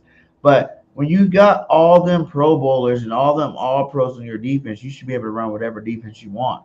Yeah. And I think we've pretty much done it all year long. We've pretty much done it. One thing for sure is not one star really has lit us up all year. Not one star. I'm talking about star receiver, I'm talking about star running back, I'm talking about star receiver, quarterback, and not one star has lit up. It's always been nobodies. The third string tight end, the backup quarterback, the fifth running back. Those are the guys that put up the big numbers against the Eagles, which I think is really concerning. But I don't know. I'm gonna be real with you. That Dallas game where we put Josiah Scott on CeeDee Lamb, that's not good defense coordinator. I'm sorry, it's just not. I'm sorry. Listen, I don't I care. understand. You put Josiah Scott, who can't cover, on a number one receiver. Why isn't Darius Slay following him? That's not a good defense corner. When you have Hassan Riddick at covering a receiver, that's elite receiver. I mean, that's elite defense coordinator. No, it's not. We need to stop making excuses. Oh, can I say something? We need to stop making excuses for Jonathan Gannon, man. The man's in his second year. Okay, the man has everything around him. All right, what more does he need? He has 2 elite corners, a pass rusher that's one of the best, 2 good safeties. Enough is enough. The guy needs to get his act together. Because I can tell you one thing: if you bring Lovie Smith right into Philadelphia with this defense right now, we would not have these problems. Jonathan Gannon is too conservative. He plays down to his competition. He allows these receivers to do what they want. He's afraid to give up the big plays. So he'll play where the receivers get, the small yardage, but becomes big yardage down the field because, if they kick a field goal, it's good enough. No, it's not. I'm tired of the conservative defense. It doesn't work because when you play against a real quarterback like Patrick Mahomes, when you play a game like these elite quarterbacks, and we saw what they do against us, they will kill us. We need to stop that. I understand, Jonathan Gannon. We want to praise him when he does good, but we need to praise him when he does. We need to criticize him when he does bad. The man has everything around him. I don't know what people don't understand. He has elite talent, and he's playing down his competition. Enough is enough.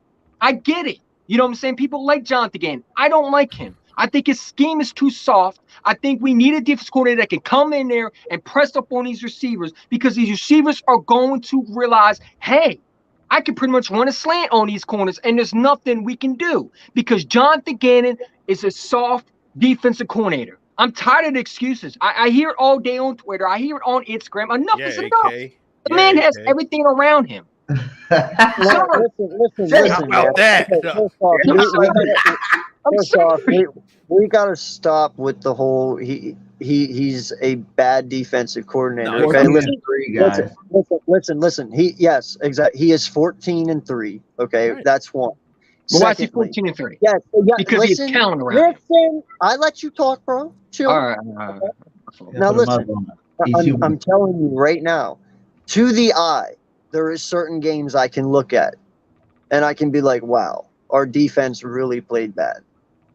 But all I'm going to say about this is stats do not lie. And when you look at our defensive stats, we are damn near number one in everything defensively. Okay?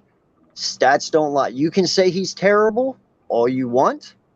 There is games where he is terrible. But in the end, when my team has number ones across the board, motherfucker ain't that bad. That's all yeah, I don't hate the guy. It's just philosophy, which I just have an issue with. It's like when you get the jump on a team and then he's like, okay, we could sit now, you know what I mean? Like I can't stand that. I can't stand it. Like I can't stand like and he's done this when we were down in games. Like, and then you're putting pressure on your offense, which like I don't think that's fair at all. Like it's like, oh, we're just gonna, we're gonna tackle him in bounds. We're gonna waste time of possession. We're gonna waste time off the clock, and we're just gonna let him score a field goal. It's like he's allowing teams to score those easy 3 points. And like I said, like I don't hate the guy as a person. I don't hate him as a coach. Like his philosophy is, we're 14 wins, man. Like I've been pissed. I've been not pissed, but every game, even with us winning every single game, I've been, I was not trusting Gannon every single week, and I felt like I probably should do that because very up and down. Our offense was having, issues, here and there, but very, very small ones. But defensively, like it made us look bad statistically when like you're just allowing teams to come back, and it's just you just can't. I said this. I feel like and I want you to realize we are agreeing with you. Okay, yeah. like I feel we're like not most of the Gannon mistakes are more like it's not even that he's calling bad defenses. It's just the players on that day is not playing up to their skill level. Let me put it to you this way. You've seen that this year. Yeah. Yes, and let me put it to you this way: like the last 3 games, terrible defense, right? Yeah. But you also had number 33 in there, which I don't like saying his name anymore because it's just Scott. Thing, yeah, that guy. Scott, I'm not fond of Scott. He even on Scott on that Dallas game, I don't even blame him that much. He wasn't even playing. He wasn't even supposed to play that game. That was Matt's return game. He got all the reps that he kind of got thrown into the fire. Now you can say it was a mistake by the coaches by not, pairing up Slay with Lamb. But at the end of the day, like Josiah Scott's supposed to be a reliable, nickel cornerback. Yeah, that's only because like they didn't know they weren't going to have Chauncey Gardner. Like if Josiah, like if they had Chauncey Gardner, we wouldn't even have this problem. Like behind our cornerbacks, there's nothing depth wise. They're horrible. It's bad. And I felt like when Matt went down, the whole thing went out the window. When you sit there and you have a guy like JG, right, who does call a pretty simple defense, you see it. It is simple. They do sit back. It is simple almost like and he plays safe. But here's the thing: when you had all our vets out there, that healthy defense with everyone out there, those players who are vets because how smart they are, even when JG calls something and it's a fuck up, they're able to correct it because they have that veteran leadership. Right. They don't have those holes in the defense, and the communication is there. You don't have people who they're not used to playing with. It's everyone's on the same page, so they can call it and they can make up that little gap of JG's mistake by outplaying the people. okay? But when you don't have Maddox, when you don't have your slot lockdown corner, you know, because when he's out there, we have 3 of the best corners in football. You know, when you don't have CJ at safety, like that, things matter. And we didn't have the vets in the secondary to lock up those holes and mistakes that JG was making. And that's why He's the not last going to make it in Houston, then. He's not going to make it in Houston because they don't got all of that in Houston. That's not He my better go fucking find another problem. job then. Bro. That's not Because- my problem. I know that. I know that. But listen, let me tell you something. Great defense corners adjust. And I get it. You know, you don't have everybody. But here's the thing. This is where defense corners need to say, okay, I don't have my player. Well, let me see what works. If you don't have your starting corner and everything like that, then set some more, you know, do something different. Instead of doing the exact same thing. It's like he gets more conservative every time a player goes down. And when I watch him, it's like he's afraid to fail. You know what I'm saying? He's afraid to fail. He's afraid to you know, blitz when there's nothing to lose. You know, for example, Dak Prescott. It's the Christmas game, right? It's 3rd and 30. First of all, shouldn't have even got to that point. If you stop him on 3rd down, we wouldn't have this issue. Well, no, this almost first and second, yeah. Yeah, Well, yeah, you know. that's what we said. It Like, should we have never came to that understand he point. makes It mistakes. should have never came to that point.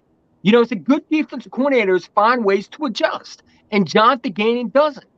I see many You realize, games. For though, he's example, not the only one out there Okay, doing that. okay, But okay. even that game, he adjusted. The- Lamb went off for like 100 yards. in that But first bro, half. Should've the never offense, happened. the Yeah. offense gave up. They gave the ball away 4 freaking times for 20 points. I mean, there's no excuse for it. Minshew gave the ball away. Quez Watkins got beat, physically manhandled 2 of those times. They shouldn't have been in that situation. A 3rd and 30, yeah, it sucks, but that's not what. Yeah, it changed the game on top of the mistakes we made. What about the yes. Saints game? The first half. Right. What Yeah, about but that? bro, you That's a good can't defense be, coordinator. you know, Whoa. every defensive coordinator has a 3rd and 30 put on them. Like, dude, or Not you good know, ones. a Not 3rd and good 15, a 3rd and 12. Everybody gets long 3rd down conversions now and then. It's not that big of a deal. That was our only one we gave up all year long. Right. I can understand if he was giving up 20 of those a year, Yes. but it was 1. It's not that big of a deal. It doesn't happen to us that often, so it's not a big deal, bro. It was 1, but because it was 1 against the Cowboys, Exactly. that revived T.Y. Hilton's career from 1 pitch. Right? Pretty Well, much, bro. Let's can I- get can I- honest. Can I say something real quick? When I watched the Giants defense coordinator, I'm like, why can we not have that defense coordinator? You saw how he was able to adjust, you know, and the fact that he was able to put different things and mix it up and make Kirk Cousins confused. You know, he, you know, You're he correct. adjusted. Exactly. He had- Gannon I wish all he had year long, EC1. Like, there's been games where he started out slow and ended out high. Like, people start out early doing stuff, and at the end of the game, they're not doing nothing at the end of the game. Like, and for the most part, we've won like every game. Like, the 3 losses that we have, we beat ourselves. It wasn't a Gannon costing us a win. It was us losing ourselves, making dumb mistakes, Right. dumb penalties, dumb turnovers. That's why we're the 3-loss team that we are. I don't know what you're seeing. Really, you can't really pinpoint that. Like, oh, if we had a better defensive coordinator, we don't lose those 3 games. And yeah, EC was talking about the Giants defense. Like, Martindale's great. Like, I love Martindale I've wanted because him. whether he's up and down in games, like, he blitzes every 3rd down. Like, doesn't care what players he has, who's out, injuries, doesn't matter. Like, that's why I respect the Giants and their coaching staff with Brian DeBoer and Mike Kafka and the rest of those guys. They have a really good coaching staff, so they turn their offense from really nothing into something with really basic of what they really don't have. And Daniel Jones is becoming a really good mobile quarterback. I gotta say that he's become really good. And when you blitz, what happens when you blitz? You get pressure, and not only that, you create fumbles. We see it every time when you blitz, the quarterback goes down, man, and you usually get a turnover. I mean, I understand y'all like Jonathan Gannon, and maybe there's different people who like different things. You know, maybe they don't like that aggressive defense. I like the Jim Johnson defense. I don't think any quarterback should be walking into Philadelphia or even when we play a team that should be having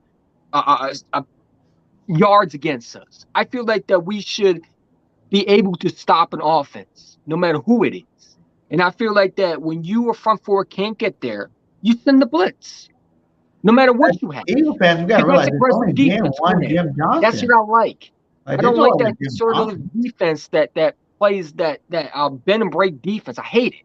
It's like it's like your eyes literally getting stabbed by little knives, and you can't do nothing about it. That's what it's Just like. remember, It's literally though, bro, that torture. bend and I hate don't it. break defense gave you your first Super Bowl. So it ain't that bad. Okay. And then what happened the following year? What happened the following year? That had to do with again, personnel. what happened the following year? That had to do with personnel. That had nothing to do with us. It was still the defense, though, right? Because the talent went out the door. If you get rid of Jonathan Gannon's defense right now, he will not be this aggressive defense like you think he is. The talent around him is making him better, and it's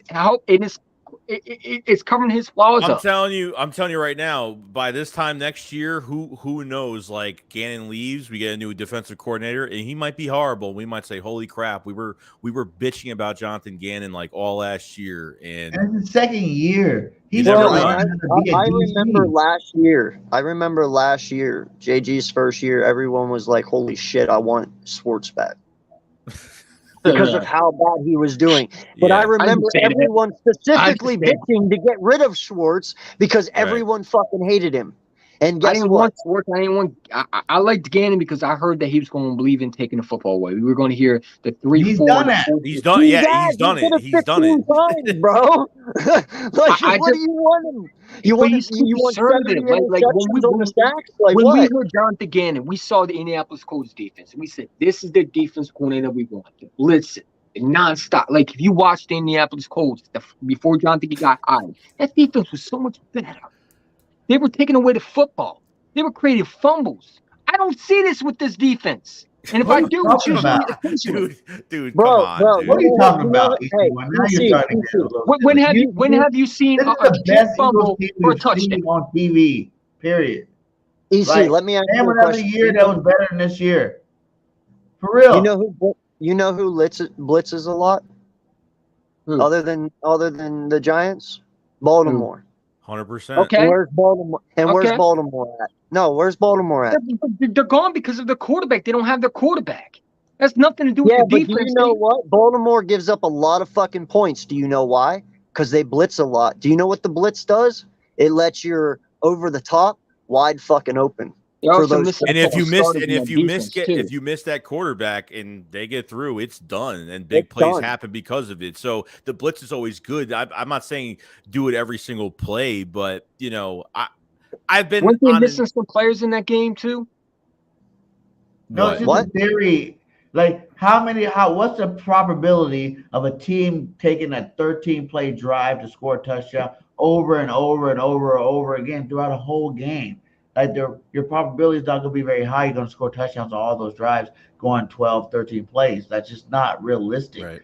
You know, that's the reason why he plays the defense. And he hopes that the talent that we did put on this team that's gotten 70 sacks, that's gotten 15 takeovers, will stop a team before, you know, they hit that end zone. And for the most part, we've done it all year long.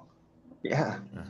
Look at what they did, like the Saints game, right? They were on the I think the Saints were on the 15 going into the red zone, and like we blitzed everybody and they scored an easy touchdown. And he never does that. He did that one time, and that was it, you know. So I mean, it's just as much as it helps. You see some good games with Jonathan Gannon. You also see some games with like it's every team. It's every team. Yeah, The Giants did the same thing. Like Martindale likes to blitz a lot, but it doesn't mean he's been successful at all year. Like there's been plays he's given up plays because of making the wrong call. It just happens. But I've seen defense corners play great without.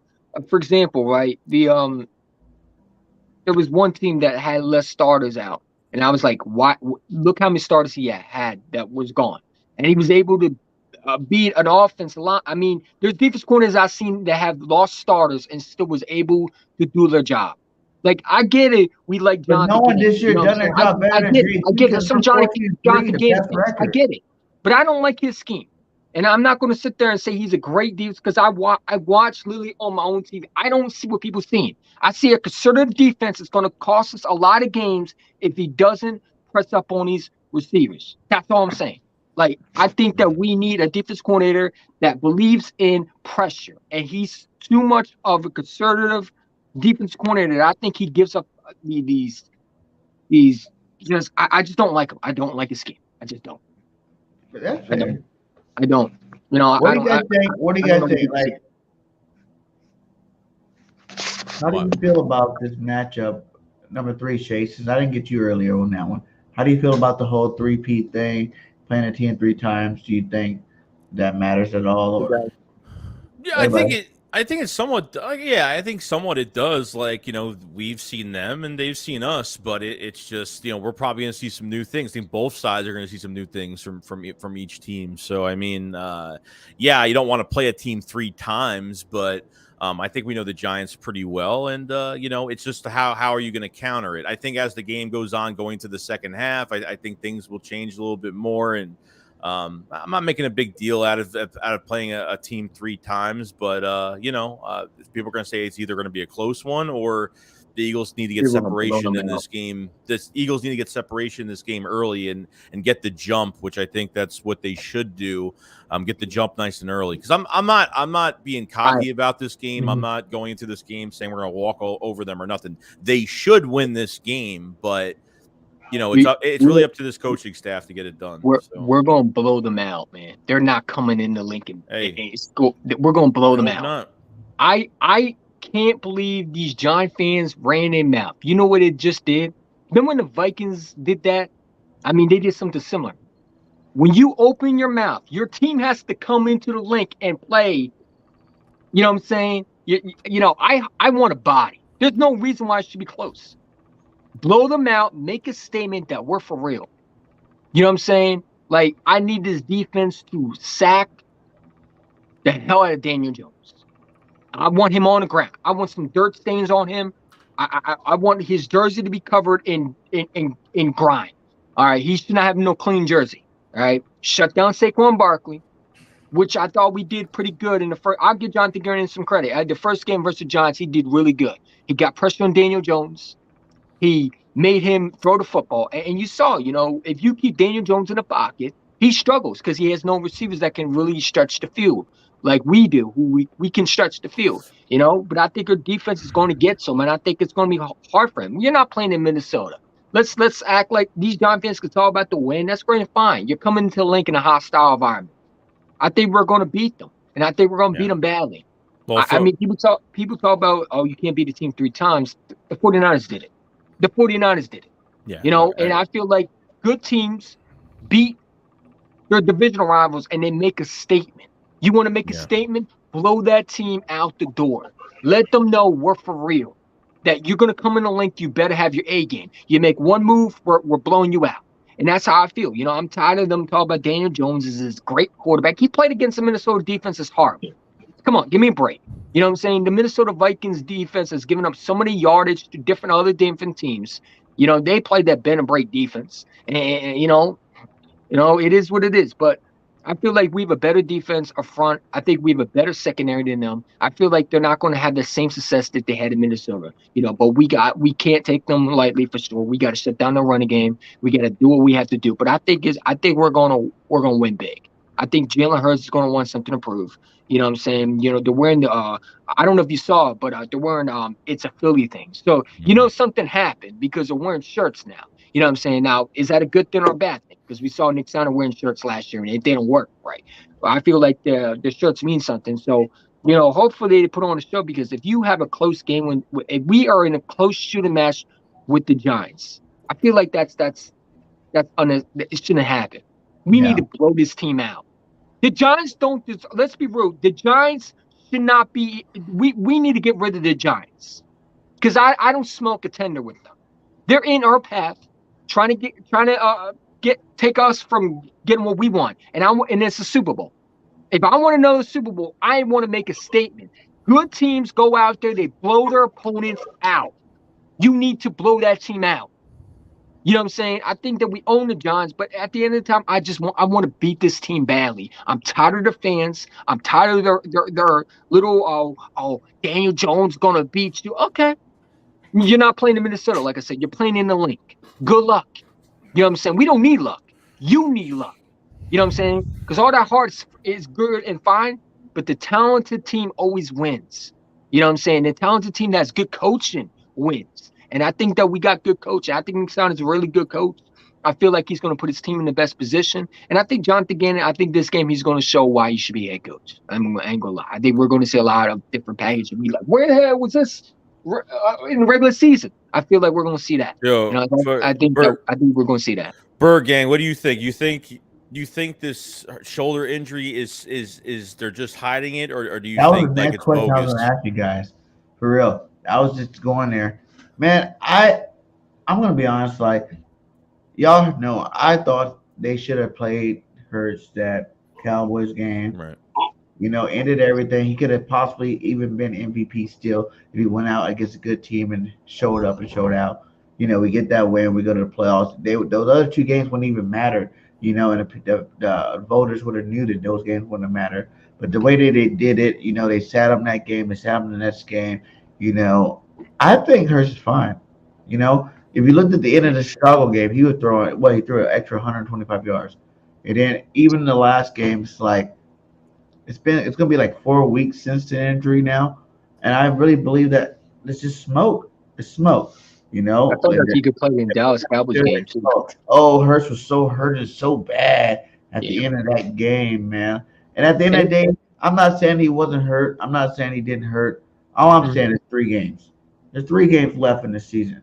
Mm-hmm. We watch players play whole seasons off with injuries. You know what I'm saying? Mm-hmm. So everybody on this team need to buckle up for 3 games. And that's Hurts, that's Sweat, that's Lane, that's everybody that's on this roster need to buckle up for 3 games. And I just think that was more hype than anything.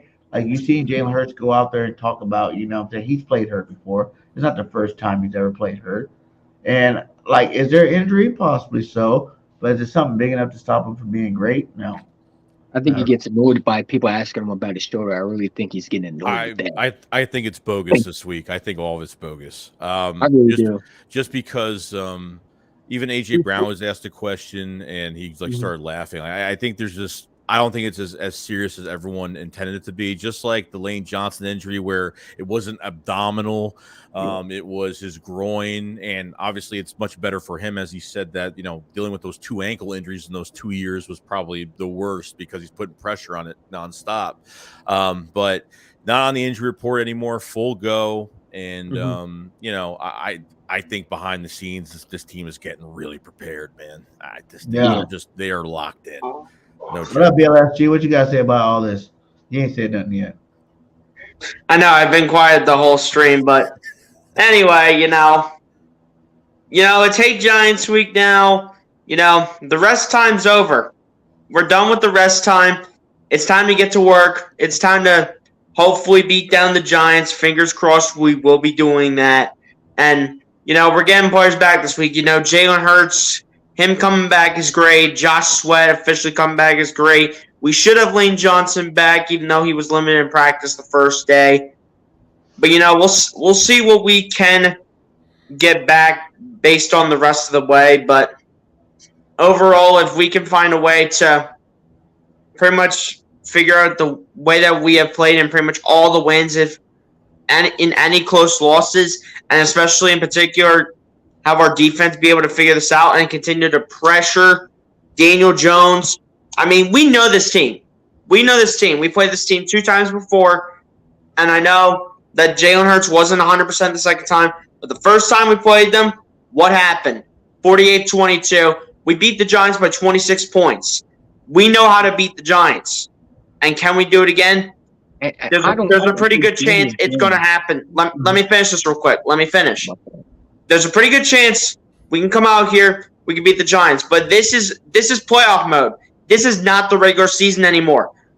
Everyone's going hardcore. I don't care what team it is. I don't care if it's the Giants, the Jags. I don't care what team it is. Every team is going hardcore. They're not going to be playing soft. They're going to be playing their best football that they are ever witnessing in their lives, which means that the Eagles cannot take this like this is going to be a walk in the park, a cakewalk, whatever vocabulary word you want to use to describe how the Eagles need to come out here and play this game. That is the complete opposite. Those are antonyms right there. We need to come out here and we need to play Philadelphia Eagles football, and we need to come out here knowing that we want to win and get to the NFC Championship game, potentially playing either the Minnesota Vikings or the San Francisco 49ers. Or wait, it's Cowboys and the 49ers. Never mind, yeah. But here's my thing, right? Here's my thing. My fault. I don't mean to cut you off. I don't know why people are scared of the Giants. I get you can't beat a team 3 times, but I feel like a lot of Eagle fan base are a little worried. I ain't gonna lie to you. I don't think the Giants. I ain't gonna lie to you. I don't think Daniel Jones is all that. I don't think he's all that. I think he played against a Minnesota defense that was trash. I think that we are going to really see what he's about. I want to see him do what you did in Minnesota and come to Philadelphia and do what you did. I want to see that. Can you play against elite defenses much better than you? Because all this Daniel Jones hype, he's a top 5 quarterback. It's BS. I'm going to be real with you. I don't think that he's all that. I think that he got an easy, lucky win that Minnesota wasn't good enough to stop him. Come and do what you did, Daniel. You know what I'm saying? I'm not scared of no Daniel Jones, man. The man is pretty much a running back. You stop his running from him running, you make him throw, the game is over. The game is over. You make our offense, if our offense scores points, the game is over. I'm not scared of Daniel Jones. He doesn't frighten me. I'm more scared of Brock Purdy. I'm more scared of Dak Prescott than I am with Daniel Jones. I'm going to be real with you. I think the Dallas Cowboys have a better fight than Daniel Jones. You're missing the point. Like, it's more, Daniel Jones is good Robin to Saquon's Batman. Yeah, but that won't happen in Philadelphia. I promise you won't happen. The Giants only winning this year because Saquon's been healthy this year. You think about the years the Giants had better teams that if Saquon was healthy on those teams, they probably would have won a lot farther than what they did. You know, it just so happened this is the year that he's healthy. They don't have the roster that, you know, they had before. But they still made the playoffs. They still won a playoff game. And I think that, you know, whenever you're talking about a running back, you know, it's like a running back affects the passing and the rushing attack. And if he's on fire, you know, the way Saquon can be, I think some of Saquon's biggest games came against the Eagles. So it's like if we can't go ahead and go in there and stop him, which I think we will, obviously. But if he can start lighting it up early, it could be a rough game there. I think we're gonna be fine. I think we always do this every year in playoff games where we over exaggerate a little bit. We get a little anxious. You know, I remember in 2017, people thought, "Oh, the Falcons, what are we going to do?" You know, we weren't playing good football, this and that, and we were fine. You know, I feel like that people need to calm down. I understand, you know, it's a playoff game. I get it. You know what I'm saying? But I feel like this team is better, and I feel like it would be a very dishonor to lose against a team that should have never beaten you in the first place. We need to destroy this team. It should not be a close game. I'm gonna be real with you. They are literally not even better than us. If we go out there and make this a close game, then I'm going to have some questions about this team going forward. Because good teams blow out teams that, let's be real, the Vikings are not good. They're not good. They're frauds. All right. They are a fraud team that somehow made the playoffs because they got lucky wins, a 63-yard field goal, and a comeback win against the Colts that should have never happened.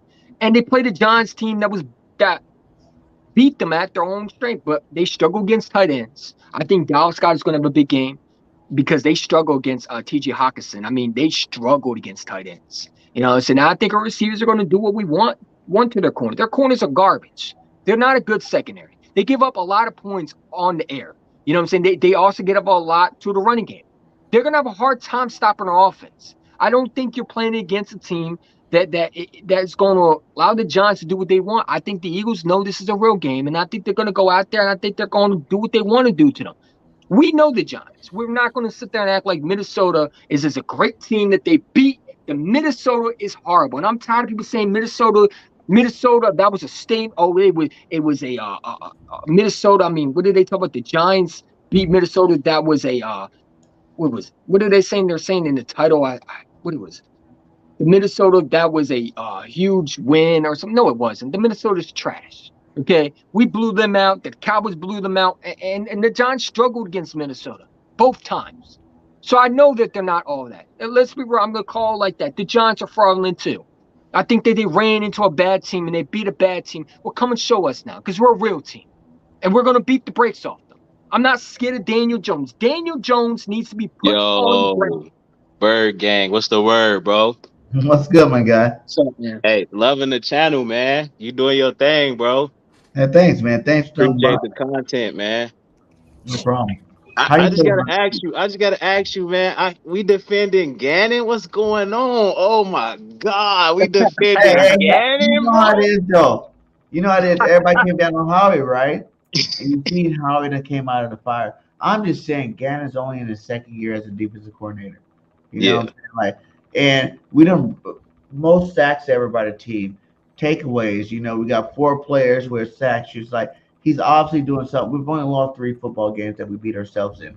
You yeah. can't really poo-poo on him if You you know, know, it's I like understand if we with were like 9-7 right now, then all that stuff would be valid. But the fact that we're, 14-3, #1 seed, best record in football right now, is like yeah. none of these guys in their second year should get poop on that. But see, it's like with Philly. Philly's weird. Philly's a weird place to to play at or even just coach at because if sometimes some people just don't fit in Philly. Gannon, for the vast majority of people, we do not like Gannon, bro. It's his philosophy. He's not Yeah. aggressive. He just sits back. It's so frustrating. And don't get me wrong, the defense.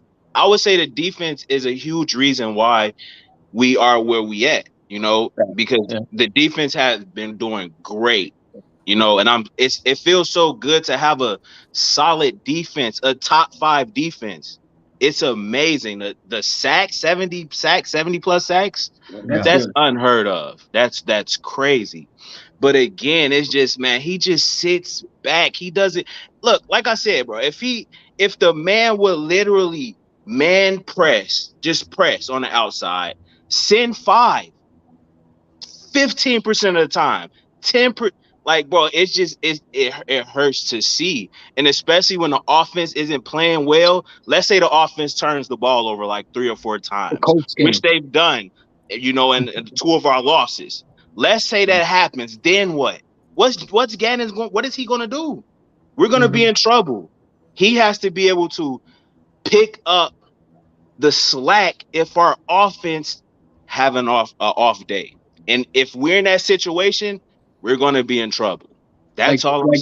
if you're It playing like against a team like Mahomes, you got to play aggressive, man. You can't allow him yeah, to sit but back. not even that, because even with his philosophy, okay, I feel like his philosophy is fine. I understand his philosophy. Okay, we're gonna Yeah. bend but don't break. There's nothing wrong with that. Give up the field goals.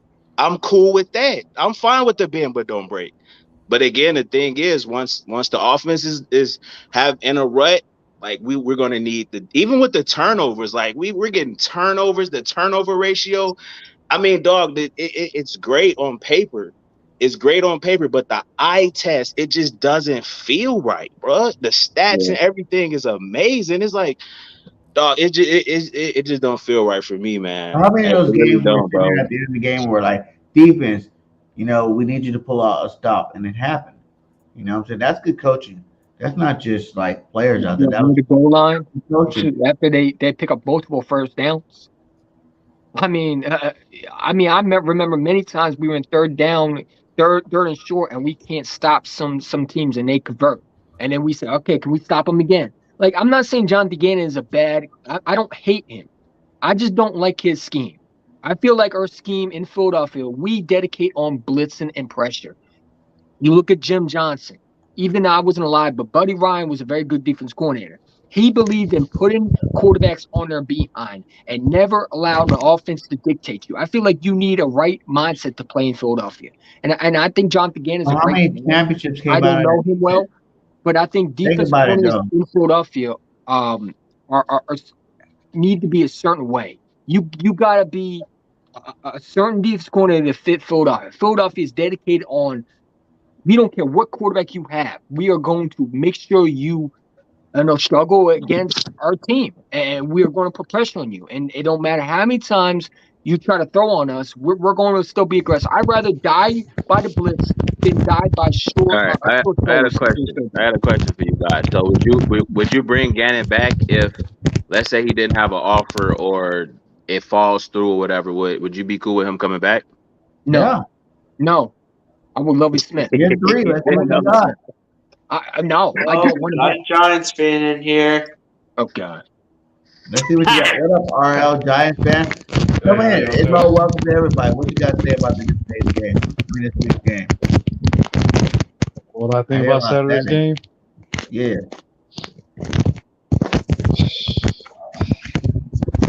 It's gonna be close or it's gonna be demolishing. You said what?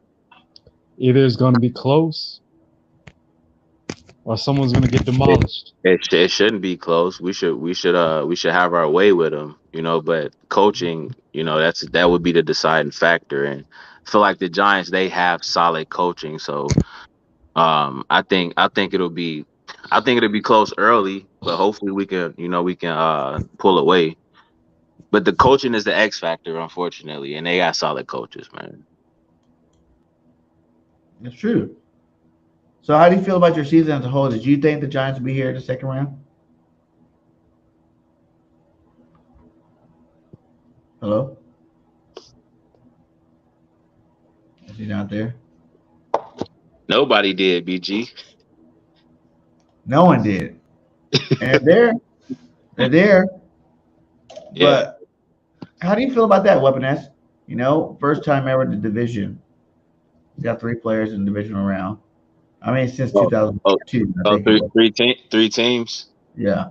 Oh man, I love it. It makes for it's just more. It adds to the level of trash talking. I love the trash talking. I love the trolls. So it feels good when we get to play the Giants and we had a possibility of knocking them out, or vice versa. It just adds to the allure, or it just adds to the conference as the division as a whole. And when you're playing in a top division, it actually can show that your team is really good because the level of competition.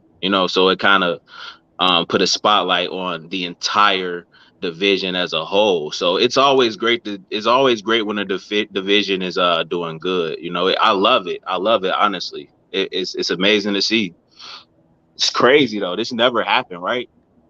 No, since 2002, I think they said when they did the realignment. That's crazy. Yeah. That's crazy. Do you feel like the Eagles got give me your path to the Super Bowl. It was up to you. You know what I'm saying? Obviously the Giants win the next two games. But who do you want to play? Say we all know we're gonna beat the Giants next week. Who would you rather play? A team like the Niners, where everybody's saying should be the Super Bowl champions, or do you want to play? Can you hear me? Because I might earbuds. Cowboys for the third time. I want to see Dallas. I want to see Dallas in the divisional round. I want Dallas. I mean, we need that tiebreaker. Neither team had their quarterback, so it's kind of it's a moot point, and no one can really argue who was the best team this year because neither team had their quarterbacks when we met up. So I feel like it's unfinished business. We need to get that back in blood, bro. I'm gonna be honest. We need to see Dallas. I hope it plays out that way. That'll be crazy. Winner goes to the Super Bowl, dog. This is gonna go down, and this is gonna go down in history, dog. If they meet in the championship game. I want to play the 49ers. I'm so sick of the Purdy hype, man. I really want to play the 49ers. I'm so sick of this guy. You know what I'm saying? I'm so sick of them telling me he's better than Jalen Hurts. I'm so sick of that 49ers. Purdy? Is Purdy any Purdy? good? No, he's not. I think he might struggle against that. Because listen, let me tell you something. I'm so sick of these 49er fans, man. Let's talk about them, man. Because I'm seeing them a lot on Eagles pages talk about, we're going to be in Philadelphia. What? First of all, who are y'all? You know what I'm saying? I get you're hyped. You made it to the division round. You got a rookie quarterback. But I promise you, I think we can beat them at the link. And I think I think we can match up against them. We could go toe to toe with them. We have a bet. I think we can match them with our defense. So let me I ask you want the this, bro. Let me 49ers. ask you this: who do you think is who's the easiest path would be playing Dallas or the 49ers? The 49ers. The Oh, okay. 49ers. The Okay. 49ers. Because I think Dallas is. I ain't gonna lie. Dallas is scary right now, man. They're scary. They're scared. You don't want Dallas to be in a situation where they But can you see that, get that's to a why Super Bowl. what I want the 49ers, man. I want to shut the Purdy and Jalen Hurts hype down. I had a 49er fan tell me that he would take Brock Purdy over Jalen Hurts. So he would take him every day. You want the easier route, huh? Yeah, I want the easy route. I want to be no. The 49ers are not the easy route. They're supposed to be this number one offense, right? Number one defense. No, everything but like that. I just asked you which team do you think would be? I'll take either. You're not coming to Philadelphia and beating us. So, brother, whoever wants to come to Philadelphia and get their behind beat, because in Philadelphia it goes through Philadelphia. If you think you're this team, come through Philadelphia and see what you're about. I think we can ride a Purdy. I think we can ride a Dak, but I want to play the 49ers simply because I want to shut these Purdy fans up. I'm tired of them. I'm tired. Have you seen the media hype them up? They talk about Brock Purdy's better than Jalen Hurts, all that stuff. I'm tired of it. You know what I'm saying? I got 49er fans talk about, oh, I would take Brock Purdy over Jalen Hurts. No, you wouldn't. You stop lying. Okay? Because if Jalen Hurts was on the market, you would pick him up in a heartbeat. You got to think how they're thinking. They're just thinking like this dude won some football games. He's on the road. Is he mobile? Like, what I get that. What does he do? I mean, he's just a third stringer. What does he do that's remember when Rush played for the Cowboys and everyone all the games? They're like, hey, we want Rush over Dak. It's like that's you know what Purdy reminds me of so much of. You remember Case Keenum in 2017? People overhyped him up. Yeah, word. And two, they ran into us. I think it's going just like the 49ers game. I really do. He hasn't been in the league for a while. So this guy's a rookie. So that's the reason why. When was he? He was drafted in the 7th round. Purdy, the last pick of the draft. He was the very last pick of the draft. Yeah. Everybody. I mean, there's 49 fans talk about they're going to come and beat Philadelphia. Or, oh, Philadelphia isn't better than the 49ers. I'm tired of that. I just want to end it. All right, see what you're about. It's because Shanahan knows how to use them. You know, they don't make him do anything. You know, over exciting. You know what I'm saying? He checks down to see Chris McCaffrey, and he throws the ball to Debo and Ayuk and them boys. And they got some weapons over there for sure. It's like they're not going downfield very much. They're just nickel and diming you down the field. And it's like the nickel and dime approach. Sometimes turn the big plays because you got explosive players. Here's the thing, guys. And I feel like that would right play in the defense too, because we love when offense nickel dime things because we can stop them too. You know, they're not going to overthrow you. You know what I'm saying? They can take some deep shots, but they're really much of dinking and dunking their way. That's not going to work in Philadelphia. You know what I'm saying? Because we are too talented to do that. I feel like they would struggle against us. Where Dallas, they can throw the ball. You know what I'm saying? And I feel like, Dallas is a team that, you scared of Dallas, bro. Just say it. I'm not scared of Dallas. I don't care who we play. I'm not scared of Dallas either. We beat them too. But I think Dallas would give us more of a fight because they're a better divisional opponent than the Giants. And I think they would give us a fight because, they have explosive offense just like Dallas. Is all you have to worry about is this guy right here, Lane Johnson. Okay? When Lane Johnson plays, what did Micah Parsons do against us? Nothing. Any of them do against us? Nothing. I think Nick Bosa wouldn't do nothing either. As long as he's playing, we good. Mm-hmm. Nah. It's not as long as he's playing, bro. He's nursing an injury, bro. It's a stabilizer muscle in his leg, bro. I know he's not 100%. He's going to be hobbled, So Nick Bosa is going to be over there. So I'm not sure. Put him over there. Put him over, man. I hope he stiffs arms him like he did Von Miller, where he just pushed him out the way. That was awesome. Remember in 2017 where he pushed Von Miller away? That was awesome. Yeah, I hope he does it to Nick Bosa. Stiff arm. That was a healthy Lane Johnson. The last 2 years, he still have not given up a sack. Yeah. Healthy or hurt. Lane's been hurt the last 2 years. Lane Johnson dealt with a foot injury, didn't he? Where he had his ankle injury? All that stuff. Yeah, and he contemplated retirement. But once he plays. And as long as he's playing, I feel like confident enough to Lane Johnson to know that if he's playing, he's going to produce at a high level. Like, I don't think they're going to put him out there if he's going to go, give 50%. You know what I'm saying? And he give up all these sacks. I don't think he wants to break that streak. I don't think the coaches want him to be out there if he's not able to play. We don't really need him. Like, I feel like we could have went to this game. We need him. Driscoll. We need him. Bro, his injury requires surgery. Huh? You know that, right? Yeah, he's going to have surgery at the end of the year. So he's clearly not going to be 100%. But I mean, I'll take a Lane Johnson at 70, 60 than Jack Driscoll or whatever. You don't like Jack Driscoll? I mean, if I'm choosing between him and Lane, come on, bro. I'm picking Lane. Absolutely, but I've been saying, like, if Lane Johnson goes down, I would draft a right tackle next year. Like, I'm not saying the first round, but in the early second or third, because I just don't think Jack Driscoll's all that. I think that he would be. And that's a great segue. So what are we doing with that 10th pick? I think we're going to use it, but I think that we're you know how Will Smith, he loves to trade down. Let's say we don't get a guy, because I'm telling you, this draft next year, I've seen it. The safeties coming out. There's going to be a lot of good safeties. Let's go around the board, because ECG just wants to cover every topic. Let's go around the board. Hey, yo, BG, real quick, BG. And what we doing with that 10th overall pick? Real quick, what we doing with it? Who you want? I think we're going corner. Corner? What you think, BG? Corner safety. To be honest, like, it's not a popular pick, but it wasn't a popular pick last year when I did my mock draft and I had Walker the third in the second round. I'm saying with that 10th pick, we go get Baji. What's his name? Baji Robinson? Or BJ Robinson? BG Robinson. I'm not a fan of him. I'm not a fan of him. Give me my guy Gibbs from Baylor. I really like Gibbs down and lock him in. I saw a recent mock draft that had Bijan Robinson to the 22nd pick to the Chargers.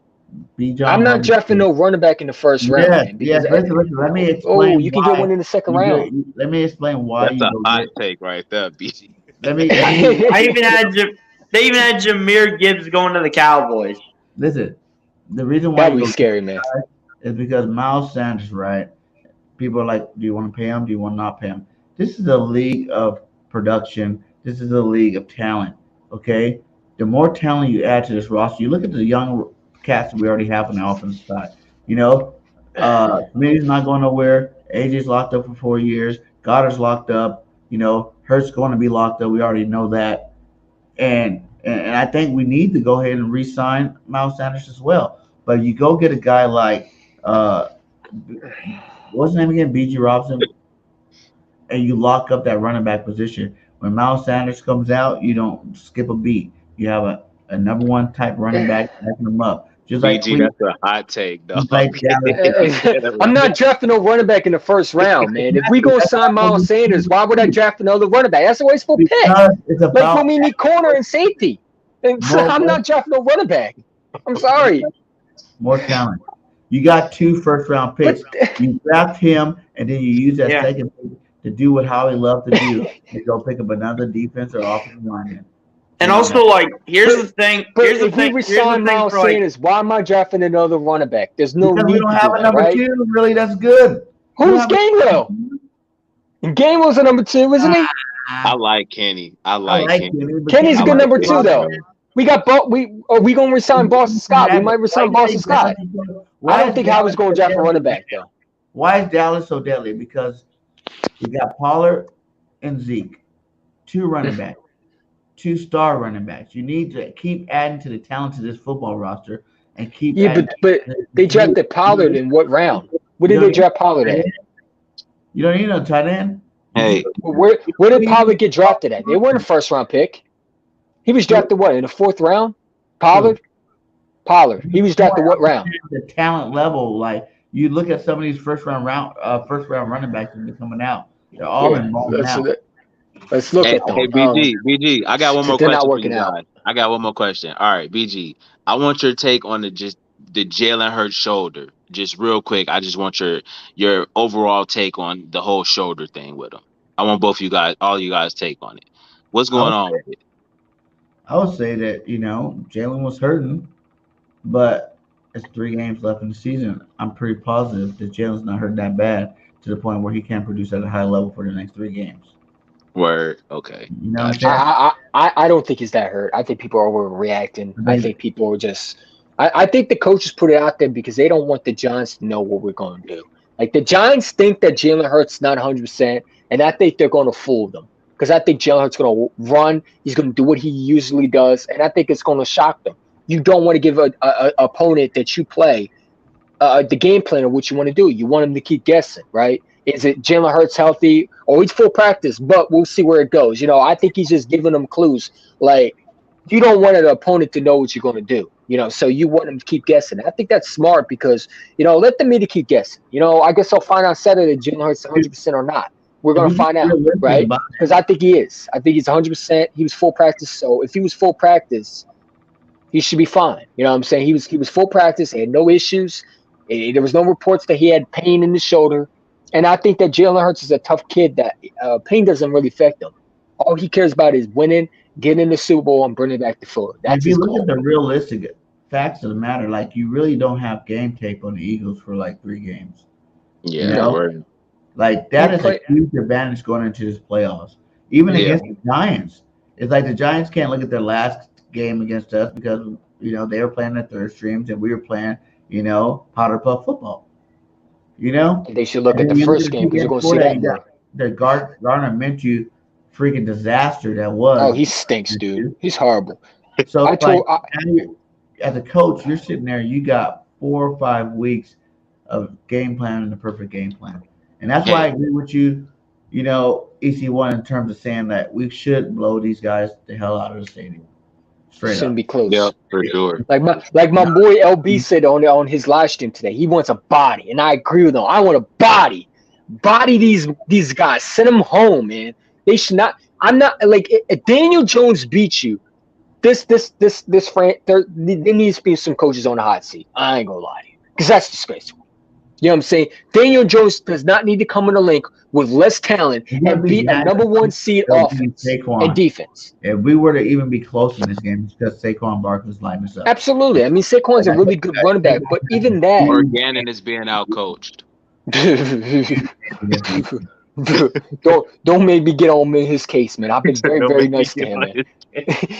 I got clown emojis just for him, man. I got a clown nose just for him. I'll put it up there. Please. I like that. What do you guys think? For real.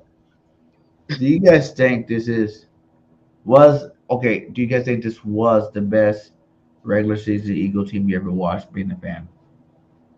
I believe so. Regular season, yeah, absolutely. I think we got better talent than 17. You know what I'm saying? But a better team, no, because I think 17 we won a Super Bowl, right? So this regular season. A regular season? Yeah. This is the best. This is the best team. For sure. Again, 17 was good too. That defense was good too. Not in the secondary, but it was good too. You know what I'm saying? As long as our corners didn't get torched and double way moves. deeper this year than we were It's in the 17. records. It's the records that they've been breaking. And the 2 receivers we have, man, it's just like, dog, that's a blessing, man. It's unbelievable. We got 2 number 1s. We didn't have any receivers, dog. Hassan Reddick was the best free agent pickup I've ever seen from you. I mean, this guy's a star, man. The fact that the Arizona Cardinals, the Panthers let this dude go, hey, I appreciate it. I want to thank you because this guy's a wrecking ball machine. Do you guys think he got snubbed in that All-Pro? He was second team All-Pro. Do you guys think he got snubbed and he should have been? Of course. Who, Hassan Reddick? Absolutely. The man was a wrecking ball machine. Everything Hassan Reddick did, the reason why we have all these sacks is because Hassan Reddick is part of it. Hassan Reddick makes this team so much better because you got to worry about him, BG, Hargrave, but Hassan, the way he's able to. That's a valid point. That's fact. Did you see what he did to Justin Fields? He was spinning around doing all that stuff. I'm like, this guy looked like a madman against that. I mean, Justin Fields looked so shaken. I mean, even with that, how many sacks he got? Like 15, 16? I think somewhere around there. Yeah, the guy's a stud, man. I think the Eagles would have drafted him if he was on the board. I keep on saying we would never drafted Derek Barnett. They're gonna have to restructure his contract. 'Cause, I mean, he was 'Cause Hassan Reddick was the best. This the best team. the best. But He's the best. They're gonna have to. Who They're Hassan? gonna have to. Yeah, they're gonna have to. I think we should pay him more. Yeah, they're gonna have to. They're gonna have to restructure him. You restructure him, and I think you got to restructure Darius Slay and Bradbury. I mean, you got to pay Bradbury, but I think you got to restructure Slay too. I want to keep him as an Eagle until he Slay got retires. snubbed for now, all pro. Yeah, it's disrespectful, man. You know what I'm Slay- saying? Like, I think Slay making too much, bro. They're gonna restructure him to give him more up front, and try to alleviate, give more cap space. That's what Howie Roseman usually do. But I don't know Bradbury. I don't know about Bradbury. I think he's leaving, man. I think it's going to be demand too he's much going to be money. another Patrick Robinson case, man. You remember when Patrick Robinson left because he wanted more money? I feel like that's going to be the situation, Hey, man. he's going to hit free agency and get like $20 million, bro. I have a feeling Bradbury was Bradbury an All Pro? Yeah. He is. Oh yeah, he's gone, dog. We can't afford him. We can't afford him. He's leaving. Yeah. He's leaving. I think we're going to draft another corner. I think we're drafting corner, man. Facts. You know what I'm saying? So I really like the guy from rank. I want all you guys to rank these teams out of the final 8. Oh, you already know the number 1 is going to be Philadelphia. Come on. Philadelphia. I mean, we got the best offense, the best receivers. I think we got to be ranked number 1.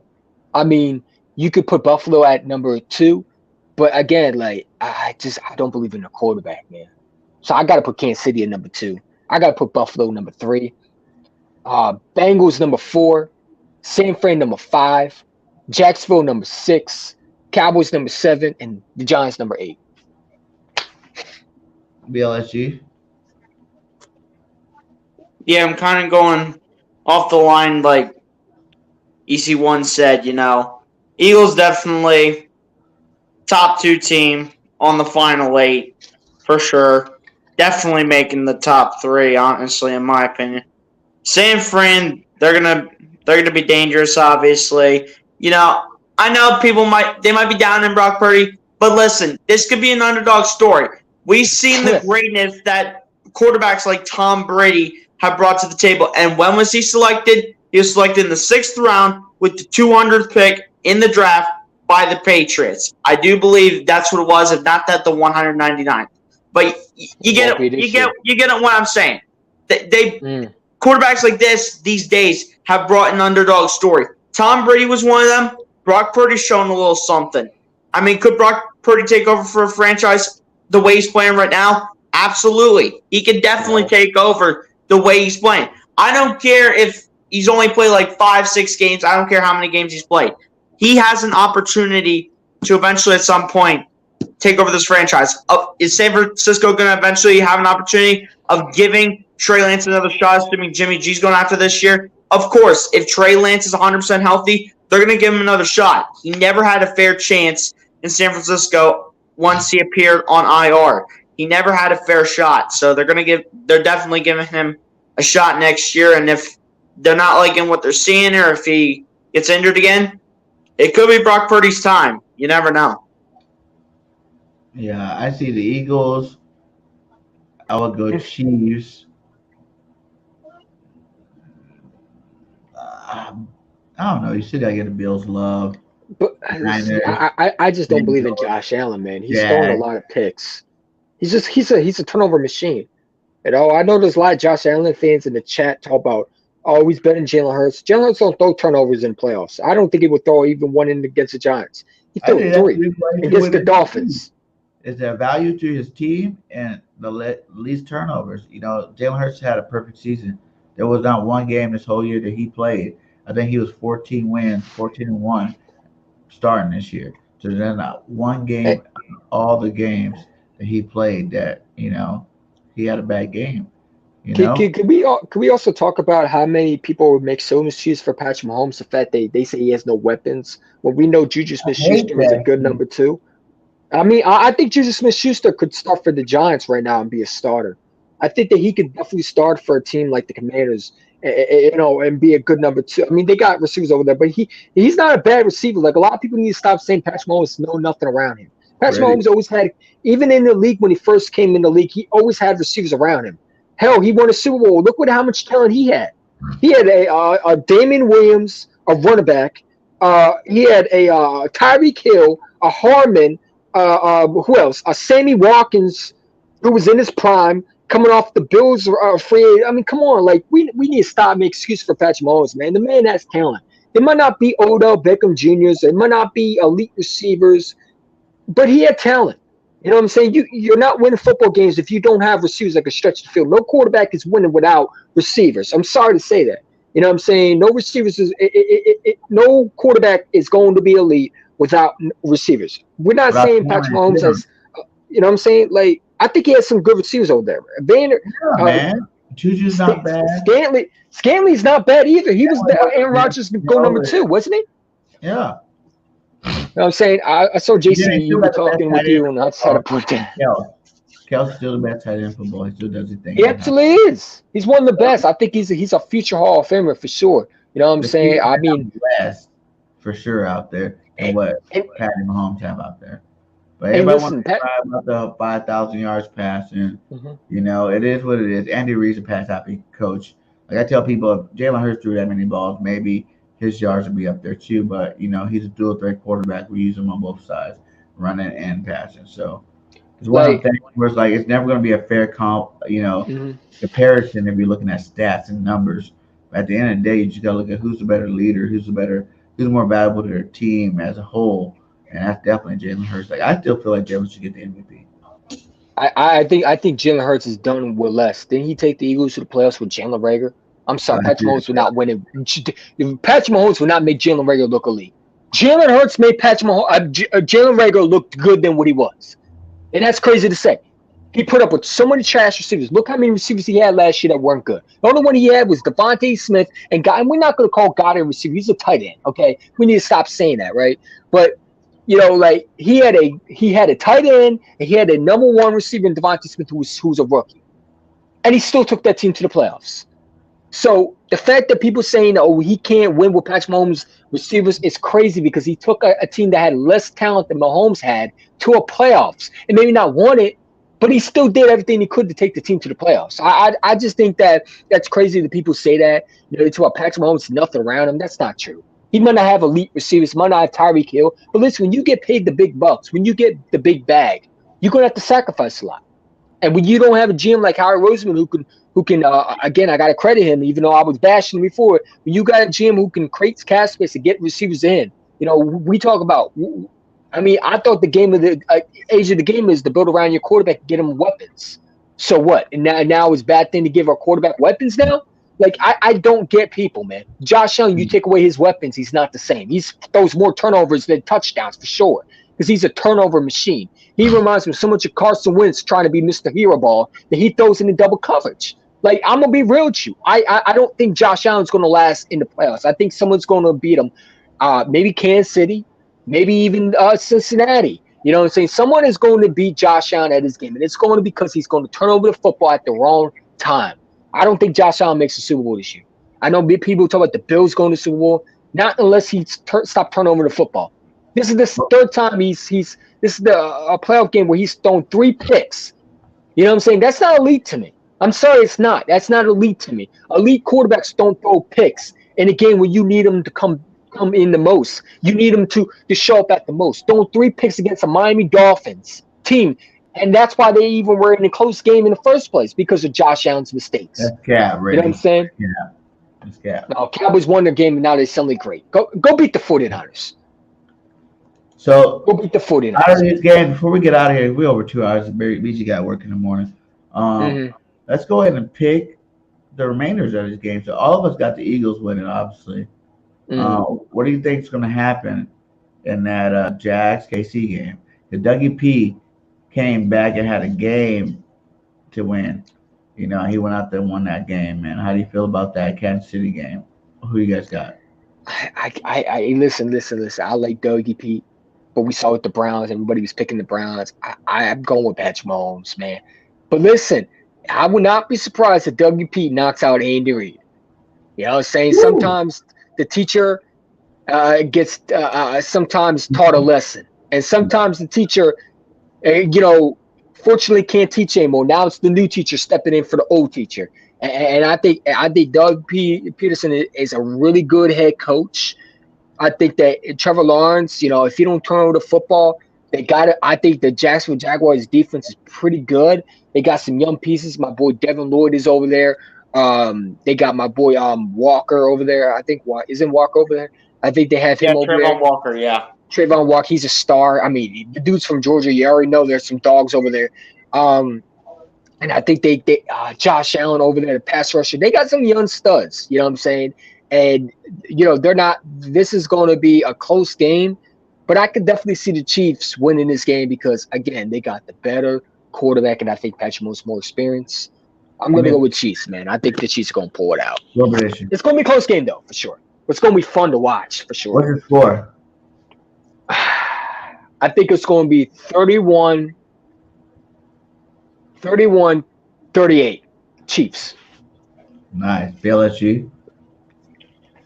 Yeah, honestly, at the end of the day, I have to go with the Chiefs on this one. Because even though Doug Peterson has that playoff experience, he knows how the playoffs work, he knows what it's like to be in the postseason.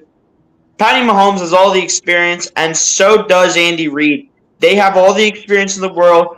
Pretty much the team that they have with players like Travis Kelce, for instance, on that offense. These players have experience, and they've played together before. And the Jags, they're a young team at the end of the day. They have a shot to knock out Kansas City in the battle of the two former Eagles head coaches. But at the end of the day, based on the inexperience from this current Jags team up to this point, minus Doug Peterson, I just don't see a way that the Jags can find a way to beat this Chiefs team. So in the end, I think it's going to be close, like Eagles champ said before, but I got to go with my gun and go with experience, and I have to go with the Chiefs. And I'm going to go with 30 – I'm going to go 35 to – 28. I got to go – hold up. I got to go 35-24 Chiefs. Nice. Yeah, I'm with you guys. I think the Chiefs will win this football game. And but I would be happy if Dougie P does it too, because he's the only Eagles coach to win a Super Bowl with us. Mm-hmm. So I'm rooting for him. I'll let you suffer against the Eagles. So I'm gonna say like this. You know what? Actually, I'm gonna give you an upset. I'm gonna give you an upset special. The Jags beat the Chiefs. Woo! 28-21. That happens, man. Have a touchdown to Christian Kirk at the end of the game to ice it after being tied. So that's gonna be my upset special of the week. Let's go. Let's go to the game that didn't get played last time. The Bengals Buffalo Bills. They didn't get a chance to play it. Who do you guys got? I got the Bengals, man. Like I said, I think Josh Allen's struggling, man. Like I don't know. He got trouble with footballs, but I think the Bengals are going to make him throw, and I think he's going to throw a lot of picks. Like I said, I think he's going to cost his Bills the team a win. I think the Bengals are playing really good right now, man. I mean, they're playing good. They got a good defense over there. I got the Bengals winning 34-31 in this shooting match. I think it's going to be close, but I think the Bengals pull a upset on the Bills. I think the Bills are going to lose this game because I think Josh Allen is going to make a mistake. He's going to try to throw it in double coverage. It's not there, and it's going to be in like 1 minute and 30 seconds in the fourth quarter, and he's going to throw a pick. And it's going to give the Bengals a chance to pretty much take a knee and say when they need to drive. So they're driving down the field. He's throwing it. He throws a pick. Game over. Because he's just too reckless with the football, man. You need a quarterback that he relies too much of his arm and not his throwing where the ball needs to go. Like he tries to throw it on the rope sometimes, and it just you got to work on just taking what the defense gives him. Check it down. You don't need to throw the big play, but he's a big play guy, and he's going to make mistakes. And unfortunately, it's going to cost him in the big game when they need him the most. We've seen how many times he's thrown in the interceptions when they need him to win. I mean, for example, the Miami Dolphins game, the only reason why they were close in the first place is because, listen, they were throwing picks right to the Dolphins, and they were giving them good field position to score. If you don't do that, the game's pretty much out of reach for the Bills, and I think the Bills would have – the Dolphins, and I think they would have destroyed the Dolphins by scoring 31. Who knows? You know what I'm saying? But Josh Allen just turns over the ball too much, and I think the Bengals are going to capitalize on that opportunity. I think Joe Burrow is playing good football. Jamar Chase, Higgins, and Boyd are just some dogs. You know what I'm saying? You want to talk about lead receivers over there? That's a lead receivers group over there, and they got good number threes over there. Number 1, number 2, and number 3 are both dogs, and they're gonna. I think they're gonna get that Bills defense a little secondary trouble. And I think they're overall. I think the Bengals are gonna pull it off. I think Josh Allen's gonna cost him a game. What score? I said it. I think it's going to be, like I said, I think it's going to be close. I think it's going to be 38-28 Bengals. Bengals. BLSG. You know, both teams are they're very complete teams. They both have good squads all around. You know, Josh Allen's been up and down a little bit, but he can wake up in the playoffs. Mark my words. That man will wake up in the playoffs. He's gotten to the AFC Championship game before, so he knows what it's like to take this team to where they want to be. And not to mention, this team is probably even more motivated because they're trying to win the whole thing this year for one player and for one reason only. They're trying to win the big game for one player only, and that player is Damar Hamlin. If anyone wants to try to win the big game the most, but especially get this win, it's the Buffalo Bills. They want to win it for their brother, Damar Hamlin. I think it's going to be a close one. It's going to be a dogfight. It's going to be a very entertaining game. It could go back and forth, to be completely honest. It's going to be very high scoring and maybe the highest scoring game of the weekend. But I'm going to say, I think the Buffalo Bills, I think they pull this out, to be completely honest. And I have them pulling this out over the Bengals 42-38. I think this is going to be very high scoring. I think these two quarterbacks, Joe Burrow and Josh Allen, they're going to duel, but Josh Allen's going to pull this one out in the very end, in my opinion. 42-38. Nice. And then I think I'm gonna go with probably Cincinnati. I'm gonna think the Bengals been on fire, you know, and that way that, you know, the Bills struggled this last week, you know, and they didn't even have Tua on Miami. I think if Tua was playing for Miami, I don't even think they might even be here right now. But I think it's gonna be a close game, exciting game. You know, it's hot, fully packed with big plays from Chase and Diggs and all those guys. But I think the Bengals will pull it out like 28-17 Bengals. Until our last game, Niners versus Cowgirls. Who you guys got? Give me a score. You know, I've been going back and forth with this because, like I said, I mean, can the 49ers win against the Cowboys? Yes. But Brock Purdy's not seeing defense like the Cowboys or the Eagles. I'm telling you right now, Brock Purdy has not played a defense that can get pressure on you. And, you know, the 49ers defense is good, but I think the Cowboys offense can definitely give them a run for the money. But again, I think the 49ers, I think they win this game by it's crazy because I want the Cowboys to play in Philadelphia. I do. I think it would be a great matchup. But I honestly just don't. The 49ers are playing really good, and I think we're going to play the 49ers in the NFC Championship game. But I don't know. It's back and forth because in my mind, I think the Cowboys are going to win it. But in my gut feeling, I think the 49ers are going to crush them. So I don't know which Dak Prescott we're going to get. You know, I don't. He plays good one time, and he plays like absolute crap the next time. You know, I don't know which Dak we're going to get. Which Dak are we going to see? We're going to see the guy that throws picks to a team they shouldn't be throwing to. Or are we going to see a guy that, you know, looked good against Tampa Bay? That was nailing the throws where he needed to go, where throwing with accuracy. You know, I can see the Cowboys winning this game, and I can see them beating the 49ers. But also, I can see the 49ers destroying them. But I got to go with the 49ers, man. I think the 49ers are a better franchise. I think they're a better team. And I think that they're going to shut down Michael Parsons. I got the 49ers win 38-21. Sorry. Nice. Nice. And UBLSG? Yeah, this is going to be another one of those games that can honestly be really close. You know, Dak Prescott coming off of probably his best performance of the entire year, regular season or postseason. Probably coming off his best performance of the entire year against the Tampa Bay Buccaneers, the 8-9 Bucks. But can they continue to rebound that against the Brock Purdy-led San Francisco 49ers team coached under Kyle Shanahan? This is a team that is honestly no joke in the NFC. There's a reason this team is the number 2 seed based on how far they have come, whether if it's with Trey Lance, Jimmy G, or Brock Purdy up to this point. They have come this far, and can they find a way to squeak it out against Dallas? I think there's honestly a chance that it can happen, but at the same time, in my eyes, I think it comes down to coaching this game.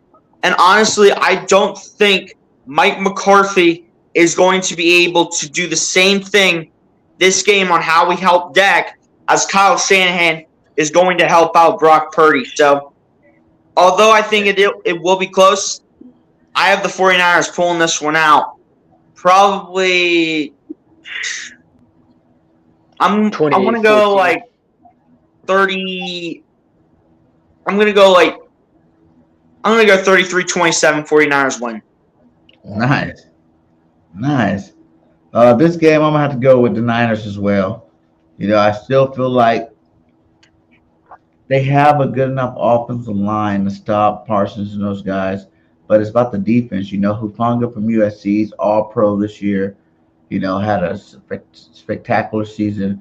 You still got Bosa. You still got Warner. You still got Greenlaw. And those boys will actually get to Dak, and they're going to rattle them up. So I think that the Niners win. We're going to go with 35-28 victory. Now, I will add their secondary in the 49ers. If they don't get to Dak, it could be a long day for them because their secondary is weak. I see so many big plays on them, and that's why my worry is because, if they protect Dak Prescott and he has all day to throw, I can see CeeDee Lamb eating up those yards and racking up those touchdowns. You know what I'm saying? I can see Gallup going off, T.Y. Hilton going off, Schultz going off. I can see them running the football on them, and I can see the 49ers choking too, because we don't understand who's also a choker as a head coach. Kyle Shanahan, right? He's doing the choke. You know what I'm saying? So you got 2 choke artists as a head coach going at it. It's who's going to choke the most? Who's gonna choke when they're not supposed to choke? Is it Mike McCarthy, or is it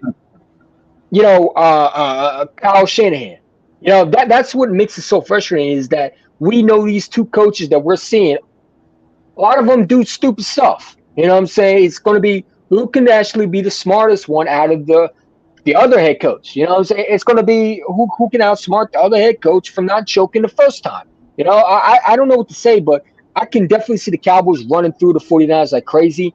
I think if the 49ers don't stop Zeke Elliott or Pollard, I think they can get the running game going on, and I think they can establish the passing. The 49ers cornerbacks are weak. I've seen DK Metcalf have a touchdown against them. I've seen Lockett have some yards against them. They got absolutely obliterated, I think, by the Raiders, I believe, and the Falcons. They've been scored on. So I can see the Dallas Cowboys absolutely racking up them yards. The Cowboys want to beat them from last year, revenge game where they got absolutely embarrassed at their home. It would not do anything. They would not like anything better than to go to San Fran and beat them in their home and take away their possibly Super Bowl chances or even possibly playing against a Philadelphia Eagles team. Dallas would not like anything better than play against their arch rivals, the Philadelphia Eagles in Philadelphia for a potential Super Bowl. Yeah. You know what I'm saying? Jerry Jones wants a Super Bowl. Cowboy fans been begging for it. This is their chance to show that the road team, can they beat a team like San Fran? Because we hear about San Fran, but honestly, I don't trust Purdy. I don't trust him. I think this guy's going to be disrupted by that front four. That front four, let me give some Cowboys some credit. Their defense is good. If you don't stop Micah Parsons, he can be a havoc for teams. And Brock Purdy, one thing about him is he can't really run. He can run somewhat, but I don't think he's going to be able to get away from Parsons. I can see the Cowboys taking over the game, and if they get pressure on Purdy, make him throw interceptions, or get pressure on him and make him fumble, I think the game will be over. You got to stop Micah Parsons, and you got a game plan for him. And I think that Micah Parsons already said on Twitter that we'll see Sunday, because he's tired of hearing that too. So Micah Parsons is going to be on his A game. He has something to play for too. But I honestly have a gut feeling it's going to be Cowboys and Eagles NFC Championship game. I really do. I can see the 49ers choking in the big moments when they need to. And I can see the Dallas Cowboys going to San Fran and knocking them out or blowing them out. I like it. I like it all, man. Thank you guys for coming on. Again, nice call-in show. I'm just going to let you guys know that the Eagles are winning the Super Bowl. I know it's only a divisional round, but the Eagles are winning the Super Bowl because of these people right here. Because this number one Pro Bowl offensive line, because this dominating secondary, and because the coach and the number one quarterback, Jalen freaking Hurts, are out there playing. And as long as those guys are all playing, the Eagles can't be stopped, and we won't be stopped. So you guys strap on your seatbelts, because it's going to be a nice ride all the way to Arizona, where you will see your Philadelphia Eagles in next year. Jalen freaking Hurts! Let's go! You know what time it is, but hey, thank you guys for coming. That dude's a baller, man. Before we gotta go, let me just say this: Jalen Hurts is a winner, bro. The kid's a winner. All he cares about winning. I'm just so glad he's my quarterback, because listen, if you're an Eagle fan, you're not with him. I don't know what you want me to say. The kid is he's on a different level, man. He's on a different level. He's that superstar quarterback that we've been asking for. We've been asking for, the Watson, the Wilsons, but we got a superstar quarterback. He can do so much for an offense. And everybody talk about, well, we need a Patrick Mahomes or Lamar Jackson and stuff like. I think Jalen Hurts is up with those quarterbacks, and I think it's disrespectful that we don't put him up with Mahomes and Allen. We're still between Allen and Jalen Hurts. One has a bigger arm than the other, but one is not throwing interceptions. I think Jalen Hurts is a elite talent quarterback, and I think he's only going to get better from year 2 to year 3. I think you're going to see more from him. The kid never stops wanting to get better. The kid has learned. Listen, He took the head coach and offense coordinator to and told him to watch film. Who does that? Only winners do that. And we talk about quarterbacks who want to win championships. Those are the quarterbacks who do that. And look at the progression. First year for Pro Bowl alternate. What was he? Fantasy Player of the Year. Yeah. Second year comes in, you're All Pro. Second team All Pro, Pro Bowl starter. It's like Jalen Hurts hasn't even peaked out yet. He's doing it at a different level. People just are too scared to add his rushing, because they think rushing is not a quarterback thing. And it wouldn't be if Jalen only had 200-300 yards a year. You know what I'm saying? I understand you don't really want to add that. But the fact that he's a dual threat quarterback that is great at both. You know what I'm saying? Like, there's not too many quarterbacks out there that's great at both. They can put up big plays at both. And both, they hit top 10 running back and top 10 quarterback in the same position.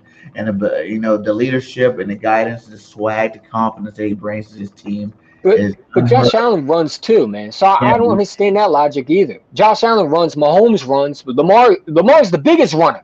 You know what I'm saying? Daniel Jones runs. Yet they won't say anything about those four.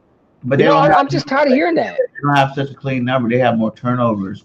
You know what I'm saying? They don't have higher percentage. Jalen Hurts finished the season with a 101 quarterback rating. Okay? That's balling. So you guys will see, like, the story of Hurts is continuing. The legacies is being made every single day. I think I'll have a statue outside of Philadelphia. Once he wins, everybody's going to realize that he's the number one cat in their league right now. And people he's going to have a statue. I can see Nick Sonney and Jalen Hurts having a statue, man. Yeah. His focus and his mindset, it's on a completely different level this year than what it was last year. The guy has a mindset of a veteran, man, who's been here for a long time. He's only exactly. He is a veteran. Like he reminds me so much of he's just so much more mature than a lot of these quarterbacks. A lot of the other quarterbacks, like Kyler Murray, who plays Call of Duty, he don't care about that. He wants to work his butt off. He cares about grinding. He puts in the work in. Everybody laughed at him when he said, he's just going to allow his play to talk. And people were down on him, and look how much better he got. That's why I say, when you give him weapons, you saw how good he was. The man had no weapons last year. And now you've seen with weapons how good he can be. He was good last year. He just didn't have weapons. He had Jalen Rager, who Did you see the Minnesota Vikings announcers ripping him apart for muffing a punt? I'm so glad that dude is gone. You know what I'm saying? Because he would have cost us at least one game. You know, when you have your eyes closed and not catching a football, you know, that's why you're in Minnesota with the losers. You know what I'm saying? We got some winners, got some dogs. Devontae and A.J. Brown, the best trio receivers. Quez Watkins, I'm not a fan of him. I think we can place him, but I think he's going to play in the playoffs when it matters the most. I think he's going to turn it up when it matters the most, and I think we're going to go all the way this year. I'm not scared of nobody. No one's coming to Philadelphia and beating us. You know, so if we're going to lose a playoff game, it's going to be divisional round because an NFC Championship game, we're not losing that. You know what I'm saying? We are not losers. We don't choke like that dude over there in the comment section. His Cowboys. You know, so we don't choke. We win. You know what I'm saying? We win our games. We go and I just want another parade. I want another parade. I want another ring on my finger. And you know what? I think we can get the job done. But it's going to take off all of us to get the job done, including coaches. And, you know, hey, if you're not excited, I don't know why you wouldn't be excited. We are the best team in football. The best offensive line, the best running back. Who would have thought we would be in this situation? I mean, this team's special, and you can't say anything about it. Yes, sir. And now on that note, we are out 240. Hit that like, hit that subscribe to EC1, subscribe to all your favorite Eagle content creators that were on tonight. And I'm sorry for the long tangents, man. I'm sorry for interrupting, but I'm excited for football, man. We're going to work on that, but it's all good, my guy. Thanks for stopping by. Fly, Eagles, fly. Till next time, this BG. Peace. Late night. We out. Peace.